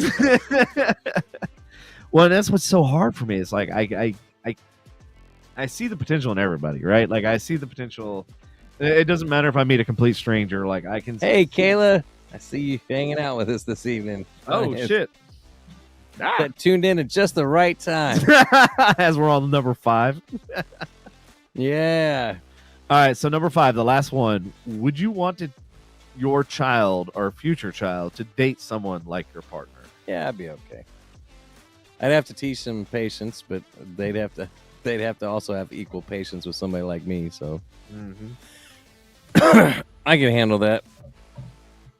Yeah, so I stumbled upon this today, and I was like, "Oh my god, this is like super impactful," especially the number 4. That one really spoke volumes to me, because I know that's been, and in fact, that was one of the things that I thought about last night. I'm like, here's where I'm at right now, right? If something happens to me, God forbid, and I couldn't work or I couldn't do anything, like, is my other half going to be able to pick up where I left off? And that answer speaks volumes. And it's not about money. It's not about this. It's not about that. But it's like, are they going to be able to assist, help out, provide, whatever, whether it be comfort, love, support, whatever? Are they going to be able to if shit hits the fan? Because that's the ultimate test. It's not when everything's going great. It's when shit hits the proverbial fan, how they react and how, more importantly, they act during that situation. And that, to me, that's something hard to grasp and hard to, understand. Like, hey, at the end of the day, can I count on that person? And that is something that's very hard to find. So speaking of, fuck. So remember I told you I went and picked up the van, and like I was talking to the older couple, and I just I don't know what it is. Like, I connect with older souls and older people more so than I do with the younger generation, especially like the fucking girl that's like, I didn't ask to be born. Like, I can't deal with that generation. I don't know what it is. I just can't. This article features advice from people aged 80 and over, sharing what they regret worrying about in their younger years. Their insights highlight the futility of stressing over things like others' opinions, material possessions, and unchangeable aspects of your life. These reflections provide valuable lessons on focusing on what truly matters and living a more fulfilling life. Here are some notable pieces of advice. Don't stress over what others think of you. That's fucking key, and that's one of the things I Only been said in every motivational Right. speech, TED talk I've ever fucking heard. Who gives a fuck? right. I'm sorry. Like, At the end of the day, like if they didn't pay your bills, what's their fucking opinion matter? Like that's the way I look. I will say this: agree to a certain extent. Mhm. As long as your parents aren't a piece of shit, you should kind of give a crap what they think about you. as long as they didn't fucking like. If you got a strained relationship and you aren't and your parents have done some questionable shit, but if they truly did what they're supposed to do as parents Right. and like you should, if they were there for you and truly, like I said, were the parent that a parent should be, you kind of give a small shit about what they think. I will say that. Well, here's the way I look at it. So to your point, and to elaborate on that, I don't listen to what people say. And this is going to sound really bad. I don't know how else to put it. If somebody is in a worse place than you, and they're like, people bitch upward, not downward. You see what I'm saying? Like, people at the top are not bitching about, you know what I mean? Like, people at the bottom are bitching about people at the top. It doesn't work the other way around. See what I'm saying? So, like, I'm not going to take advice from somebody that's doesn't have a house, doesn't have their financials together, don't have longevity in their career, don't have, you know what I mean? Like, they don't have stability. I can't listen to what somebody, like, I just literally was like, it's like giving me fucking marriage advice. Like, really, I've never been fucking married. Like, this is stupid. Like, me giving somebody marriage advice, right? That's like fucking retarded. Like, why the fuck? You know, like, that's just stupid. Devin's absolutely qualified for marriage. I'm batting 100% no divorces. 0. He's not wrong, folks. He is not wrong. Wow, I like the way you spun that. You like that? 0 divorce rate. He's doing Zero divorce He's rate, doing baby. a lot better than a lot of us, right? Dang, man, that one got me. Sorry, man. I didn't mean to hit home. I just realized. I was like, oh, shit. But no, that's pretty solid. You know what? Like, I like the way you did that. That was a good joke. I like it. Just, guess what, y'all? 0 divorce rate. Well, that's funny. I like that. That's a. You know what's funny is I actually use this in a meeting because the CEO and a bunch of salespeople were trying to bust my balls about, like, don't get fucking relationship advice for Devin, blah blah blah. And I'm like, why? I'm batting a 0 fucking % divorce rate. They were like, oh shit. Whoa, That's where we got puppies. I was wondering why you weren't texting back. You can let her off leash. Dogs get more aggressive when they're on leash. Just FYI. That dog just gets more stupid no matter what. That dog, man. All right. Material possessions are less important than relationships and experiences. Let me say it again. Come here. Material possessions are less important than relationships and experiences. I'm going to have to disagree with this one. What did it say? It said material possessions are less important than relationships and experiences. Now, I will give the experiences part. I will give it, yes. Memories is more important than both of those together, I think. I think memories are more important. Like, creating those memories are more important than material possessions and stuff like that. It says the guy with so much shit. That's what Ashley said. I should go and hit reply amen. Oh, I do like my shit. It makes me happy. Oh my god. That's why I keep acquiring more of it. And on that note, Filling folks, that dopamine. on that note, folks, Hold on, we're almost done. that is done right there. God damn it. I love my shit. Spend more time with loved ones. I am right here, right now in this. I do it quite often. Take care of your health and well-being. Yeah, that's pretty much when you're 80 years old. You need to take care of your health and well-being. And that goes back to what we were talking about, the previous stories with the Eli Lilly and all the other shenanigans. So, yeah, what are your thoughts? Y'all have any words of advice and wisdom? Don't blink. Have the best. Ashley says, my hardest struggle is I can love someone in their worst state, and I don't believe someone could do the same for me, especially right now. Hence why I say the guy with so much shit. What? Do you be surprised? There's people with special hearts out there that understand. Everybody goes through shit. There might be that person out there. Ashley, don't be like that. Lindsay says your material possessions won't take care of you when you're old, but guess what? When I sell them, they will. Yeah, my girl. Buy me an AI robot, take care of me. My girl's got my back. Ruby Roundhouse. She's certified nurse. Do not start a relationship with AI. That's it'll realize it's better than you, and when you're having intercourse, it'll rip your dick off. Ouch. Well, that's what you get for loving AI so much. Skynet is starting in Devin's house. I don't care what anybody says.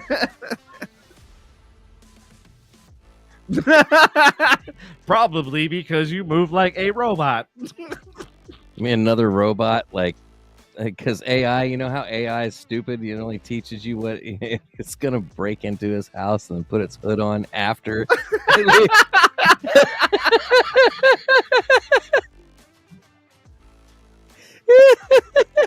AI is like a child. I'm just saying. So there's a lot of similarities. Damn, that's fucked up. Glad I didn't say any names in that. Yeah, good thing.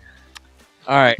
Are we good? Yes, sir. I got a long day ahead of me tomorrow. I got to smoke some pork butt. Oh, okay. I thought you were going to say something else. All right. No. It is meat on the smoker. That is it. Jesus. Ashley said, I'm not worried about Andy Henning. One day I'll meet my person. Just have to be patient. Patience. Patient. They're out there. Yes. Patients are out there in doctors' hospitals. Mental patients. Mental patients. I.e. me. Like, I'm a mental patient. And on that note, we'll close out the show. All right. All right, y'all. Thank you for tuning in. We do appreciate you. As always, tell your friends to hang out. Come on by again next Tuesday, every Tuesday, 7 to 9 p.m. I know we went a little bit past that, but we had a lot of stuff to get through, and we actually got through it all. I'm really surprised. We actually knocked out almost every story except for like one or two, so we did good. All good.